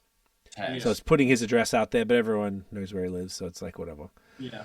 So that was pretty clever. Now, and the funny shit that people did on Google, they put a pin on it that said like owned by Kendrick, and they set up a whole bunch of businesses there, like man. A minor guitar lessons or something, like a kindergarten business, like all these different things that are obviously child related out of this house. Classic. Lots of trolling. This was more of a troll song than anything else, and I think this was as a callback to everyone saying, you know, Kendrick isn't making anything we can dance to because, like, you know, the Drake, the one the night before you could. So this is like, That's the West all right, Coast beat.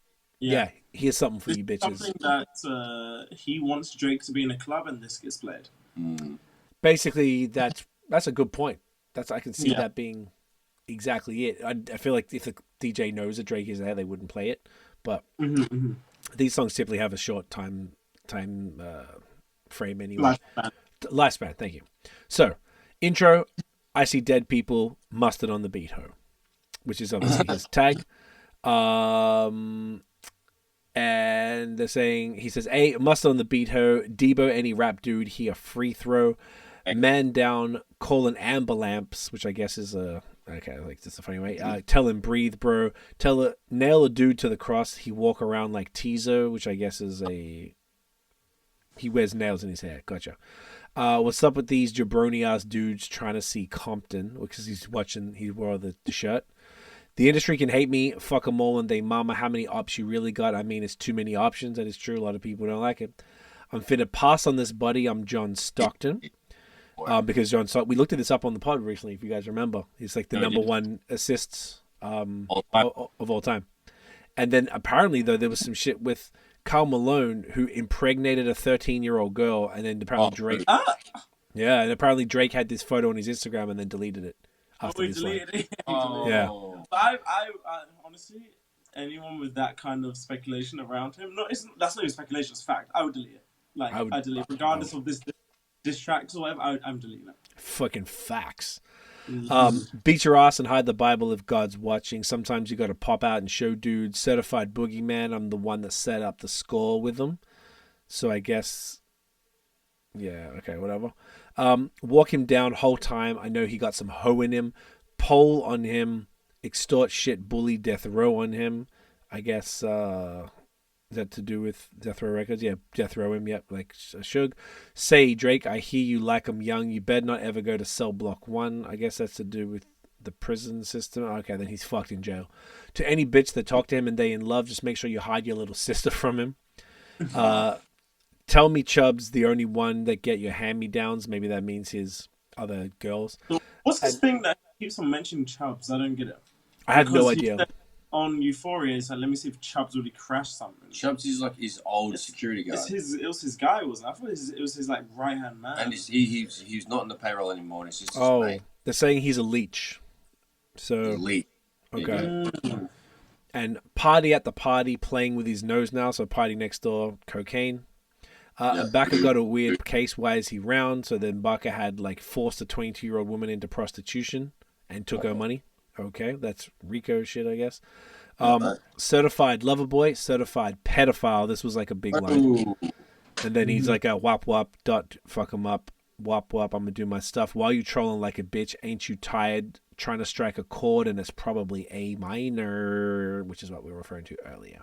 So obviously he's not, pedophile, A minor. Very clever. That one did really well. The hook is just They Not Like Us repeated. Basically saying that they, all of Drake's probably another playback to the biracial Canadian, like they're not like us. You think the Bay gonna let you disrespect Pac, because Tupac was not from, but repped Oakland. I think the Oakland show gonna be your last stop. Did Cole foul? I don't know why you're still pretending. So I guess you say now Drake did Cole dirty by putting him on first person shooter. And Kendrick is being less generous to Cole, suggesting he is the one who did Cole foul by dissing him on Like That, causing a chain of humiliating events for Cole. Okay. Drake throwing J. Cole under the bus because he mentioned, I don't care what Cole thinks, that duck shit was weak. Cole losing sleep, blah, blah, blah. What is the owl?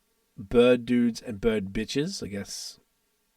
Just a little diss. The audience not dumb. Shape the stories how you want, Drake. They not slow. Rabbit hole is still deep. I can go further, I promise. Which suggests there's still more. Ain't that something? B-Rad stands for bitch and you Malibu most wanted. So obviously the character was B-Rad because our friend Clint always called Notion B-Rad. I guess he's just trying to... it's funny. Ain't no law boy, you ball boy. Fetch Gatorade or something. I guess he sort of has no real power there. Since 2009, I had this bitch jumping, which is first EP. You dudes will get a wedgie, be flipped over your boxes. What OVO for? The other vaginal option, pussy. I didn't catch that. I didn't catch that. I listened to the song. I think that's a good line, but he says, the Kendrick that we don't. He like, rushes it. That shit's so weird. He did rush that, yeah. He says it's so weird. I'm like, okay, this could have slapped, but it's kind of like... Yeah, I agree with that. This could have been like the A minor line. This could have been, this could have been the highlight. It could have been. They needed to do a dropout. The beat was too loud, and he's rapping too fast. You need dropouts for this. Yeah, dropouts could have been good, yeah. Dudes better straighten their posture. Got famous all up in Compton. Might write this for the doctorate. Tell the pop star quit hiding. Fuck a caption, one action, no accident. And I'm hands-on, he fuck around, get polished. Oh, the nail polish probably. Ugh, I hate it so much. Fucked on Wayne girl while he was in jail. That's conniving. Then get his face tatted like a bitch apologizing. If he fucked Lil Wayne's girl and Lil Wayne did everything for him... Wait, you didn't know this? I didn't know this. Yeah, and he was... With Lil Wayne saying, but it's like, it's not that deep, it happens when I'm in jail, whatever, shit like that. Like, Wayne doesn't care, but it is crazy. Oh, it's not a good look. Not a good look, but okay. Understood. His girlfriend at the time. Whoa. Okay. What was the woe? What was the woe? Like the next that Drake fucked Lil Wayne's girlfriend while he was in jail. Gotcha, yeah. Dirty. That'd be like, no, peace. Exactly. I'm glad DeRozan came home. Y'all didn't deserve him, so DeMar DeRozan used to play for the Raptors, and now he's from Compton, so we went back. From Alondra down to Central, dude better not speak on Serena. I guess is talking about because Drake dated Serena Williams and he hates her husband. And your homeboy needs subpoena the predator moving flocks. I guess he's talking about Barker again or something. No, your homeboy. Yeah. The name going to be registered and placed on neighborhood watch. I lean on you dudes like another line of walk. I don't know what that is. Like, oh, okay. What's it called? Syrup. Lean. Yeah. It's all eyes. I never heard that word used for that. It's all eyes on me, and I'm gonna send it up to Pac. Put the wrong label on me. I'm gonna get him dropped. Whatever. Sweet chin music. I won't pass the ox. I guess that's sort of the meaning I'm punching you. How many stocks do I really have in stock? 1, 2, 3, 4, 5 plus 5. So Kendrick claims to have 10 diss tracks, and we've had 5 so far. So there's no 4. Devil is a lie. He a 69 god. I guess it's... Oh, that's... Freaky ass N-words need to stay they ass inside. They roll they ass up like a fresh pack of Czar. city's back up. It's a must be outside. So I thought the fan, the FAN, is like a thing that he was calling him. I thought it was this song. Maybe it's later. Like it's like 69 God he free like it doesn't slap. It's weird. It's a bit of a weird one. It's a bit more of a stretch. Yeah, I'm not the biggest fan of that. Here it comes down the bottom. The fan stuff is at the end of the song. That's why. All right, last verse, super short. Once upon a time, all of us was in chains. Homie doubled down, calling some of us slaves. I guess that last one we talked about, the slaves freed. Atlanta was the Mecca, building railroads and trains. Bear with me for a second. Let me put y'all on game. The settlers was using town folk to make them richer. Fast forward 2024, you got the same agenda. You run to Atlanta whenever you need a check balance. Let me break it down for you. This the real dude challenge. You call Future when you didn't see the club. So I guess that's when he did all the Future songs. Lil Baby helped you get your lingo up. 21 gave you false street cred. Thug made you feel like a slime in your head. Quaver said you can be from North Side. 2 Chainz say you good, but he lied. You run to Atlanta when you need a few dollars. You know you're not a colleague, you a fucking colonizer. Hey. The family matter, which is a reference to the other thing, which is fucking crazy, which means he did this on Saturday. The family matter and the truth of the matter, it was God's plan to show y'all the liar. That's fucking... I didn't realize he said that. That's fucking crazy. That means he either had them mostly done and then added these extra things in. Possibly, yeah. Then it's like the end is like a thing. He a fan, so freaky ass N-word, he a 69 God. Then it's pretty funny. They've got the call and response. When let me hear say OV ho and then be OV ho. That's pretty funny. That's pretty fun. So that was pretty funny. So overall, yeah, I agree with Dan. I don't think this is the greatest. I think this was more of a think about it. You're not going to have 10 great diss songs. It's going to start to get. I think it's only going to get whacker from here. If I'm honest, like I don't think that. How can you keep? That annoys me about this song is just the way Twitter think it's the best song. Like Twitter think it's. I've seen videos of people. I saw one video of one girl listening to Family Matters. She stopped like 20 seconds and then she started playing this. And I'm kind of like, what? This song's not that good. I like people say it's the best song. I'm like, this is like every Kendrick song is better than this one. So I don't get it. I just don't get it. Like, I'm not mad at that take. Yeah, man. It was fun. Had a few hot lines in it. But I think I think it's playing its role. It's carrying on the narrative that he wanted to carry on, right? Like, you're going to only, out of 10, you're probably lucky if you have 3 really great ones. Yeah. I would say. So I think it's pretty, everyone's doing pretty sweet so far. Then, final one, and, okay, this is not too bad. Okay, so this is The Heart Part 6, which dropped technically last night, so Sunday night. So Kendrick has a series of songs called The Heart. The last one he did was Part 5, so this is Part 6. Will this stop Kendrick from doing The Heart Part 6, which he usually drops right before he drops an album? So that was really smart on Drake's part to fuck up his whole... He won't do it. He won't do a Heart Part 6. I think The Heart's done now. I would be so... Drake's fully stopped The Heart. Like, The Heart was what people waited for every year, which was like insane. So people will be... The actual real Kendrick fans will be pretty pissed at Drake for this. Yeah. So... But good look. So this song uses a sample of a song called "Prove It" by Aretha Franklin, which is wicked. Using the song, "Prove It." As far as like the telling them, you're making all these accusations, prove it. So I love that. And then he uses on the cover. It's a Instagram comment from Dave Free, which is commented on Kendrick's baby mother's photo on Instagram, and she doesn't follow Kendrick anymore. She only follows Dave Free. Not a very good look. Something's definitely weird going on. It's so weird. And this is a comment under not a picture of her, a picture of the children. And it's kind of like, it's so odd. Yeah, it's definitely odd. Even Tiffany's texting me right now. She said, I don't know why, out of the blue. She's like, why hasn't Drake showed proof that he lied on himself yet? Who, in all caps, who schemes on an elaborate plot and doesn't record it or prove it? So that's what I was saying. I think that's the one thing that's... I think Drake accusing Kendrick of proving it here is absolutely valid. He's fucking totally needs to call him out on that.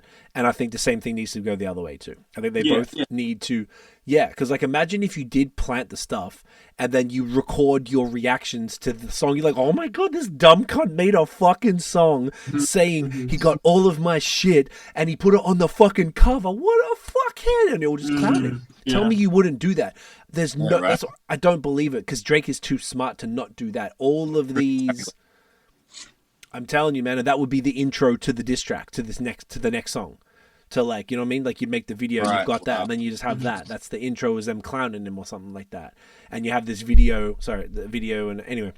So, the intro is just now let me see you prove it. Just let me see you prove it. Love that. Great start. He's all right. And this is Drake, very calm as well, by the way. Like, and this is just more rapping. Beats pretty straightforward. Like, favorite kind of Drake, I'd say. Yeah, he's just rap. I do you know what? I feel on this one that he was like, all right, you didn't think I was, because the last one when he dropped was the Family Matters, so that's more of a bop, and it's harder to be extra lyrical when he's trying to keep these flows. So I think this one he picked somewhere he's just, I feel like he's rapping extra hard here now. Like I think he's going, this is the hardest. Survival, Middle of the Ocean, Sandra's Rose, Drake. Yes, which is very much so. That's the best Drake. That's when he's like in the bag, in the pocket, bars, not worrying about nothing else, just bars. So he says, all right, the Pulitzer Prize winner is definitely spiraling, which is funny because I think they accused Drake of doing the same. I got your fucking lines tapped. I swear that I'm dialed in. First, I was a rat, so where's the proof of the trial then? Where's the paperwork or the cabinet it's filed in? That I 100% agreed with. 1090 Jake would have took the walls down. I've heard that name before. I think he gets interviewed on Vlad TV. The streets would have had me hiding out in a small town. My Montreal connects stand up, not fall down. Hey, we know who that is. Yeah, well, we know exactly who that is. Oh, so that's Hell's Angels member. Okay. In Canada, that's the guy. Okay, whatever. The ones you get in your stories from, they all clowns. This was what it's from. He was like, we planted all this information. Haha. Then he's like, then the ones you're getting the story from are clowns. So you're telling us that your crew are clowns? Is that what you're saying? You know what I'm saying? See, funnily enough, a few lines later, Drake says that they're the ones who fed Kendrick Lamar the made-up information. So this was the biggest thing. I got this mistaken when I said Drake on the last one. The other song where I was talking about something else. It was this I was thinking of. So, and even the annotation is saying the same thing. So then, I'm a war general seasoned in preparation. My jacket is covered in medals, honor, and decoration. Love that line. Love that. You waited for this moment, overcome with desperation. We plotted for a week, then we fed you the information. So that completely contradicts the ones you're getting the stories from, they're all clouds. Because he's saying, we fed you information, not even just the stuff for the photo, information.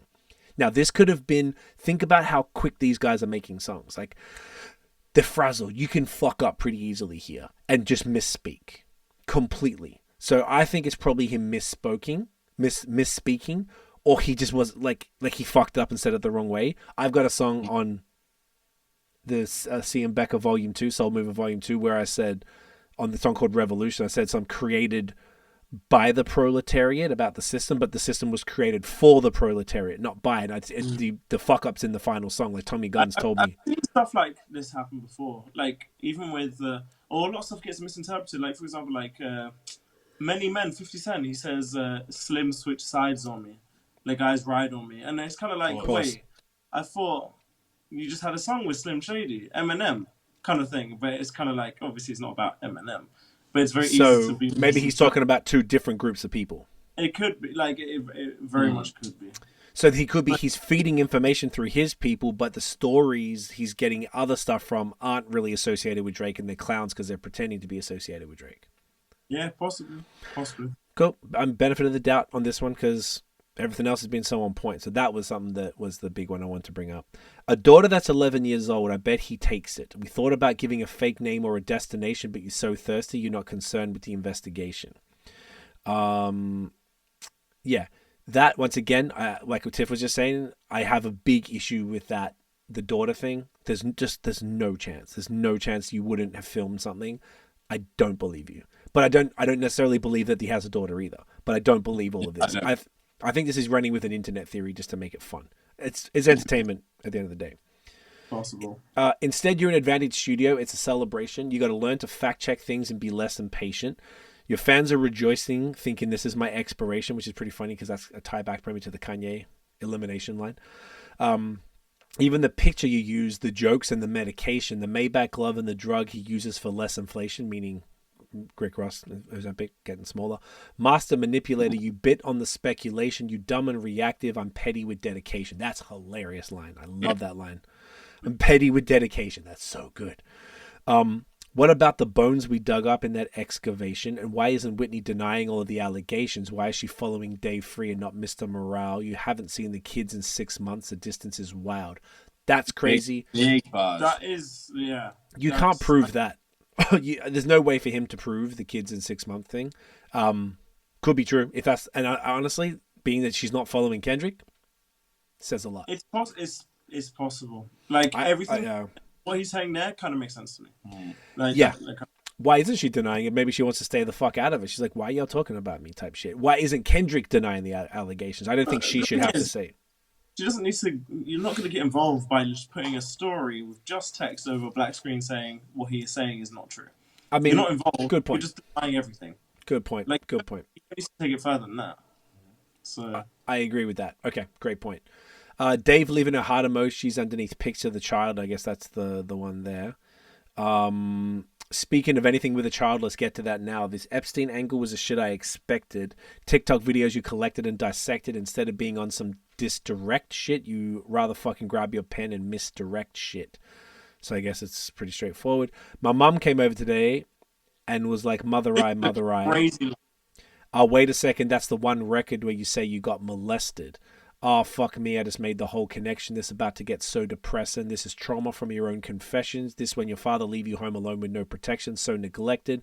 That's why this pedophile raps and shit you're so obsessed with. It's so excessive. So apparently, I can't prove this, but apparently I read somewhere that it wasn't... Oh, there you go. He said, family ties, they accused my cousin, did he touch you, Kendrick? Never lied, but no one believed me when I said he didn't. So he didn't get molested, but Drake is making it sound like he did. And the family, I guess Kendrick is saying his family thinks he did. But he's saying he didn't. He made it explicitly clear. So, not true. Funny. Makes people think, though. Not mad at that line. Bro, you just never known affection. I didn't want to dish you anymore. This really got me second guessing. Touch My Buddy by Mariah Carey play, you probably start reflecting. That's funny, once again. It's a funny play on the other shit, even if it's not true. That's pretty funny. I never been with no one underage, but now I understand why this the angle that you really mess with. Just for clarity, I feel disgusted. I'm too respected. If I was fucking young girls, I promise I'd have been arrested. I'm way too famous for this shit you just suggested. So, first and foremost, love that he's knocking shit back and actually addressing the accusations. Love that. I think that's really dope. That shows that this is made day by day. Love it. Other thing, problem I have with this, how many pedophiles? No one's arrested. Bill Cosby got out. Weinstein, he just got his charges dropped. Nobody, all the famous people are fucking children. That's the whole point. So that's completely bullshit. There's pictures that I saw today of this girl called Bella Harris. I wrote it down. Bella Harris, and she was 16. And then he waited. Then as soon as her 18th birthday came, he took her on a date. So and it was in a photo with her when she was 16 because you looked at the years and how old she is, and she's someone kind of famous, I think. Yeah. So he has, and then obviously been texting with Millie Bobby Brown for since she was 14. Like he has been a lot of talking to young girls, and then apparently he used to go to girls' high school, which means underage basketball games, and then took special interest in the girls and stuff. So you see that, I saw a tweet of someone who said that he is like the godfather of her, and she was like, that's a different story. Oh, is that true? No. Sorry, if he's the godfather of a girl going to basketball games. Yeah, I've heard that was the case. Like that was the reason. That makes more sense. And I've also seen the amount of fake screenshots I've seen is insane. It's so funny. People just clout chasing. It's so many fake screenshots. So I don't know. This is how we all have to fucking dig through all this shit to find it out. You know, it's tough. So, But that's not the reason. Clearly, there's a deeper message, deep cuts that never healed. Now they got infected. Like if Dave really fucked your girl and got her pregnant, talk about breeding resentment. That's clever. I'm not sure how to ease the sentiment. This shit's too intimate. I'm praying you recover from both incidents. But you a piece of shit, so this shit really no coincidence. Drake is not a name that you're gonna see on no sex offender list. Easy does it, which I guess is the sample from Like That, which I didn't realize. Yeah. Yeah, you mentioning A minor, but dude's got a B sharp and tell the fans who was it. Apparently, there's no such thing as a B sharp.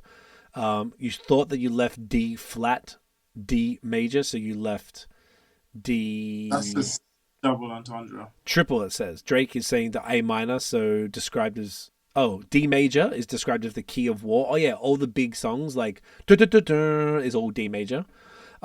Drake recites the line to sound like he's saying D major, like Drake made you, and then. I imagine, military scheme. I would have thought like the dick major or something, but okay. So that's a good one. I'll slit your throat with the razor and do Rick Ross air like that one flight from Malaysia. Apparently Rick Ross's jet crashed. I'm your baby mama screensaver. That's pretty funny. Only fucking with Whitney's, not Millie Bobby Brown's. I'd never look twice at no teenager. So what I just said before, kind of, at least that Bella Harris proves that he has, and then because he took her on a date. If he didn't take her on a date, then you'd just be like he took a picture with some 16-year-old. Everyone's shitting on him for mentioning Millie Bobby Brown when Kendrick never brought her up. Interesting to me. Don't know. I think he's trying to get ahead of it. I have thoughts on that line. I just say it. I feel like he's mentioned her before in the song with Lil Yachty, where Yes, he's like talking about some Millie Bobby, like, and it's kind of like. He's saying that weirdos in my comments talking about some Millie Bobby. And it's kind of like, he knows that people run with this narrative, whether or not it was inappropriate that they were speaking. It is obviously weird, but it's kind of like people still put that in his comments and are saying, everyone's saying, oh, you're pedo for messaging her is weird. And like, him mentioning her here, I think that's more than fine. But I know for a fact, if he didn't say that line, people would have been on Twitter like, why didn't you mention the fact you're messaging Millie Bobby? Why didn't you say that? Why are you ignoring the fact you're messaging? It's kind of like he's fucked if he does. Yes and no. Okay, I see where you're coming from. I partially agree because he probably would have they would have been like the internet would have brought it up, but Kendrick would have brought it up anyway. So he's. I guess he's doing a wordplay. Whitney, Bobby Brown, Yeah. So it's a clever line in that sense, but I guess we'll see what happens next if Kendrick does drop again, and see if he does mention her this time, because that would be interesting. I'm a fucking hitmaker, dog, not a peacemaker. Yeah, bullets that stuffing in each chamber. Your ass in extreme danger. Pause. Stop buying views and bot comments, which they're accusing each other of doing. You may as well keep the paper. Shit, you about to need it for later. I give a fuck about your streaming data, because people are saying Kendrick's streaming higher than Drake from this, but I think because Kendrick makes less music and people are reacquainting themselves like I have been with his shit. You could drop 100 more records. I'll see you later. That's interesting, saying that like I don't care anymore. Does it mean I'm checking out? Am I done with this? I hope not. Yeah, maybe when you meet your maker. I don't want to fight with a woman beater. It feeds your nature. So coming back to this, once again, no proof.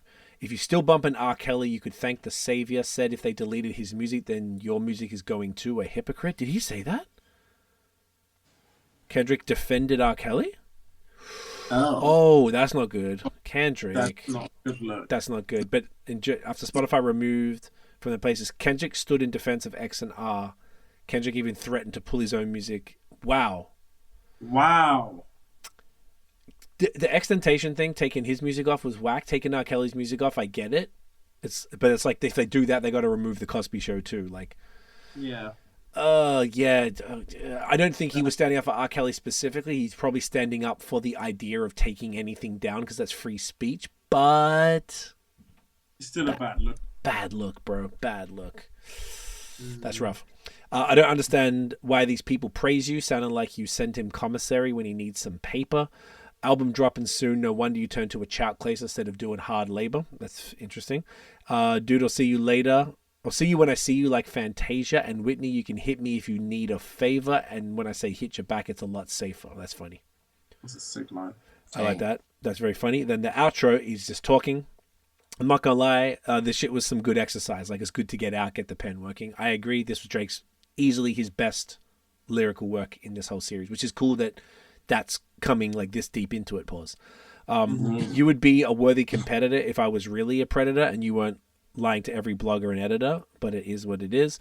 You definitely got this shit burnt the fuck out though. Like, you got 10 more records to drop. The one before the last one, we finessed you into telling a story that doesn't even exist. Once again, no proof. And then you go and drop the West Coast one to try and cover that up. Don't know how.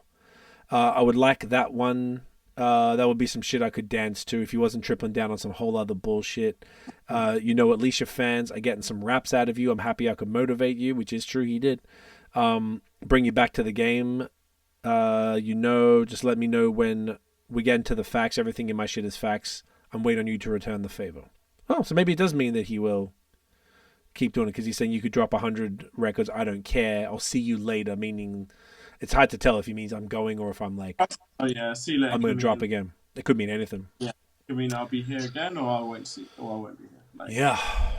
So we're going to wrap this because it's 2 hours and 5 minutes. Easily the longest part I think we've done. But we had to get through all of this because it'd be too much. And we're just going to do a real quick TMF review in a second. But any last comments on this stuff before we do the TMF thing? Like the overall diss tracks. Now we went through 6 songs tonight, guys. That's a lot. My only issue is just Kendrick stands. It's insane. Like, it's just, I can't. The Twitter narrative, the whole thing. Like, they're even trying to say that the Heart Part 6 isn't a diss. It's not a diss song. It's a white flag. He's done. And it's like, and then he was also saying, I don't think so. Have you seen? It's got more dislikes than likes on YouTube. Whoa! I did. That's got to be the fan base on 4chan telling everyone to go do it. They do shit like that. To me, that's trolling. I didn't believe that at all. Yeah, exactly. Right. It's not a bad song. You're right. It's so much savage. I don't understand the hate for this one. I feel like this one got the least amount of attention because it's been 24 fucking hours, and we just were hit with 4 songs in like 36 hours. So like, It's so much to comprehend and to soak up and to sort of see where it's at. I think the hate, if anyone's hating on this, I think that's nonsense. I think my biggest issue is just the double standard. Because I got a whole screenshot here of someone being like, he addressed the pedo claims. He's like, show me the proof. He's like, I didn't snitch, show me the proof. I did. Like, you still haven't addressed all the shit I'm saying to you. Yes. Because the thing is, I know for a fact if Drake didn't address any of it, the Kendrick stands would have been like, why the fuck is he like, he's done it, he definitely done it, he's not addressing it, whatever. And then like, it's still like, why are you not addressing the fact that Dave follows her and she doesn't follow you? So why are you not going to address the fact you haven't seen your kids in 6 months? At least that's what I'm saying, or that's what I've heard. It's like, he hasn't checked off his he hasn't list. checked off anything. But he hasn't responded to anything. You're right. Because Drake checked off shit from his list, that's why people are then like, oh, so you did do it, you feel guilty, like, that's why you're now saying it, blah, blah, blah. But if Kendrick was to do that, they'll be like, see, he didn't do it. He 100% did it. And it's like, he used the sample of let me see you prove it. If Kendrick done that, oh my god, Twitter would crash. Twitter would be like, oh, this is the best thing I've ever seen in my whole entire life. And it's like, okay, like, and it's like, I'm not even trying to ride out for one side. It's kind of like, I just don't get the stands. The double standard is too bad. I feel like it's both sides. The Drake stands are pretty. I feel like the Kendrick stands are probably a little more annoying. I think that's fair because all of those things, you're 100% correct. People are all automatically on Drake's side. Like,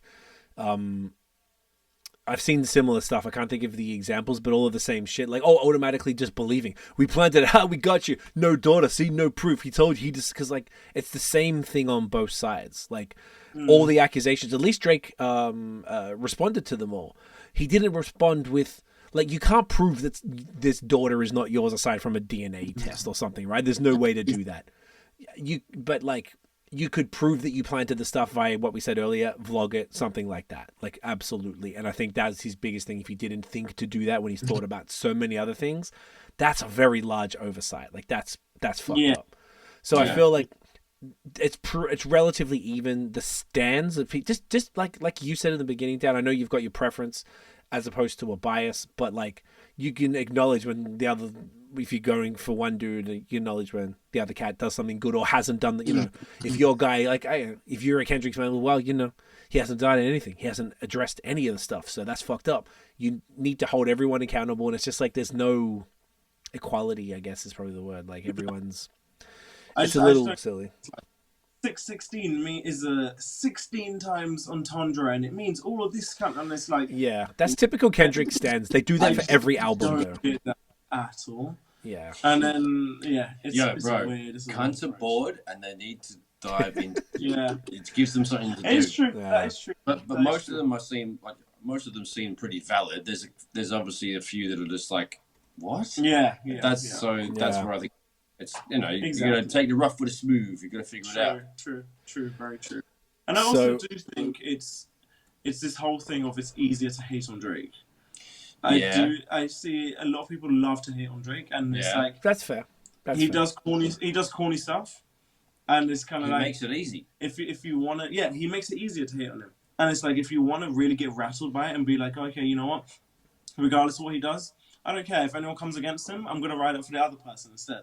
So it's like it's easier to hate on him, but if you're like, there's no real objective standpoint when it comes to a lot of Drake's, a lot of people's opinions on Drake's shit, because it's kind of like they already think he's this, he's that, he's that. So whatever comes negative towards him, they're just gonna believe.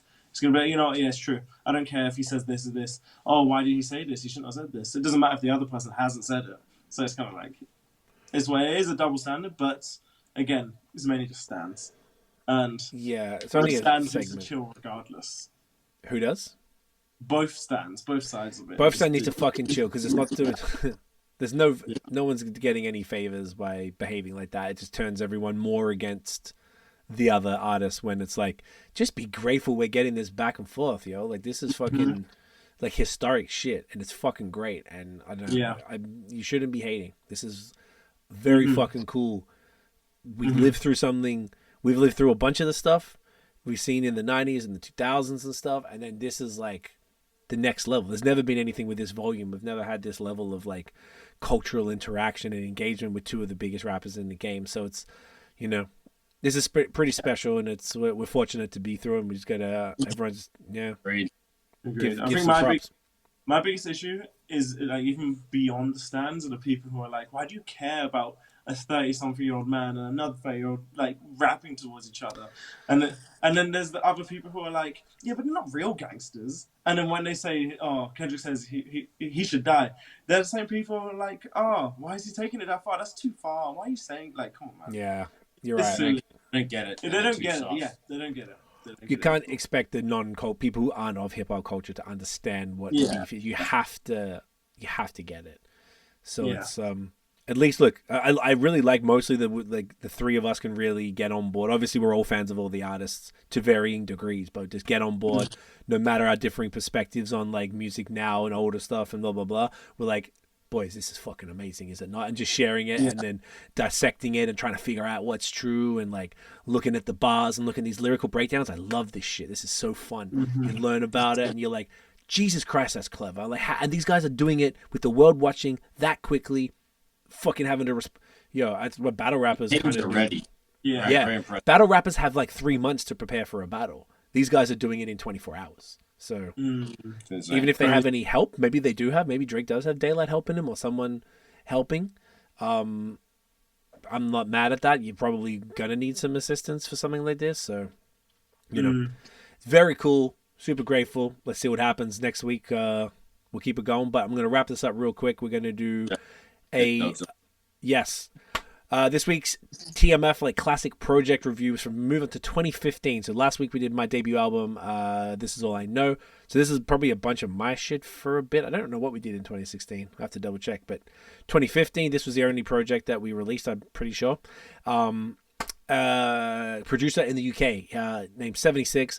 He was sort of the guy behind a, what do you call it? Like a collective of rappers, producers, DJs, etc., called Future Sound Matrix back in around this time, probably 10 years ago. I believe it's defunct. I looked for the actual site and I think they've taken it down. But it was pretty cool. And he was like, yo, you want to do a project? So we did a little EP. We called it Be Better. We had 6 tracks. We started off because I had a sample from this when I was learning Spanish back in the day. I started listening to world music and I found this what do you call it, fado singer, which is Portuguese music. Her name's Amalia Rodriguez. She's like the Rihanna of fucking Portugal back in the day, from the 30s. And she had this one song that I fucking love, and I just wanted someone to flip it. So he flipped that shit for the single. We just called it Amalia Rodriguez, and we filmed the video for that in Montreal. And then I did a bunch of other tracks. We got Notion on there. We got my boy D-Shade, who's been on basically all my major projects. Soul tracks, all soul beats, you know. I don't even really have. It's great. I know it's a vibe. It holds up better than I thought, to be honest. So this one was like a definitely holds up. Yeah, sure. I don't know how much more I really got to say about it. They're all just like soul beats, cool thing. You know, I talked about how I used to smoke weed, and then Nosh got me the gum, the cookies and stuff, and how it changed. You know, like positive soul beat shit that we would typically do. There's family joint. I don't know. Tell what y'all think. Like the Amalia Rodriguez, just like a story, I guess, of kind of like a fictionalized progression of the situation I was in and how things are improving and stuff. What'd you guys think? Did you guys bump it today? Yes. It definitely holds up a lot more than probably maybe anything you've shown me, maybe bar last project, but like this definitely holds up a lot. And but yeah, overall, I think the bars are sick and everything. In terms of the instrumental was the only thing I had an issue with. A lot of it sounded very similar. Like a lot of the stuff, there wasn't a lot of variety within the samples, or like the. I think the samples, but even with the instrumentals, there was a lot of like the drums were very much the same. I talked to him about this before, and he said it's his thing. Because I was like, every beat he sent me had the same drums. I'm like, why you keep doing this? It makes me feel like I'm rapping to the same song all the time. And he was like, oh, this is my thing. I just like to use these drums. I'm like, oh, okay, cool. Very interesting. Yeah, it's a very Q-tip approach. He's a very old school producer like that. Yeah, loves. I love that he has these preset kits, and he works off the same drum samples, and then he'll pitch them up or down, or speed them up or down to make them fit each project. He tunes the drums to key in each thing. But yeah, I agree. There is a repetition or a repeat of the samples, but that does give it a cohesive thing, even though it's like that's the soundscape is, all the songs are similar. That's a good thing for a project, but you don't want them all to sound like the same. I think you also kind of touching on that, knowing like the patterns that he's using are kind of similar too. But the beats are very cool, but it does fit a project, so that does make sense. That it's all he's used the same sounds and the same kit essentially in his sampler and stuff. So yeah, I know he has a formula to it.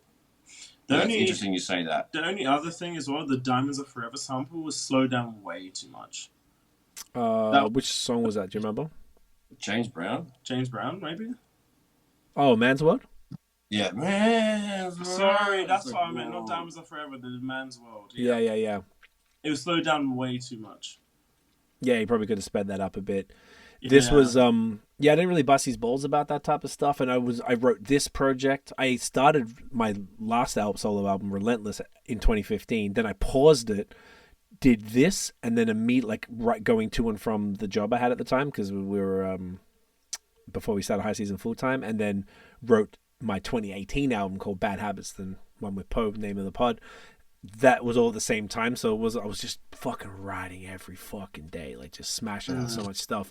So I didn't really bust his balls on shit, because me and Nosh busted his ass with the mixing and stuff like that, because he was learning to mix and he wanted to do it at the time. I think obviously now that was a long time ago, so he's probably pretty skilled now. He did the beats for this, and I just put the mixed it, because this is what TMF we do. If we work with us, we have Notion mixes. It was just kind of like the thing, the way that we approach stuff for the consistency. But it was fun. I would probably busted his balls way too much. I'm a bit of a prick to work with sometimes. Just a little hectic, airy shit. I'm a control freak with everything. But overall, I'm really happy with. I definitely agree with the it stands like as a whole. If you look at the cohesive with the drums, but also the bit repetitive, which is something that he took that feedback well. Like I passed that on to him back in the day, and really love the way he flipped the samples on all of this. Like Be Better and Love Yo, my two faves, is really well, and he did a great job with Malia Rodriguez too. Yeah, nice. It's short and sweet. 6 tracks, probably like 20, 25 very minutes. easy.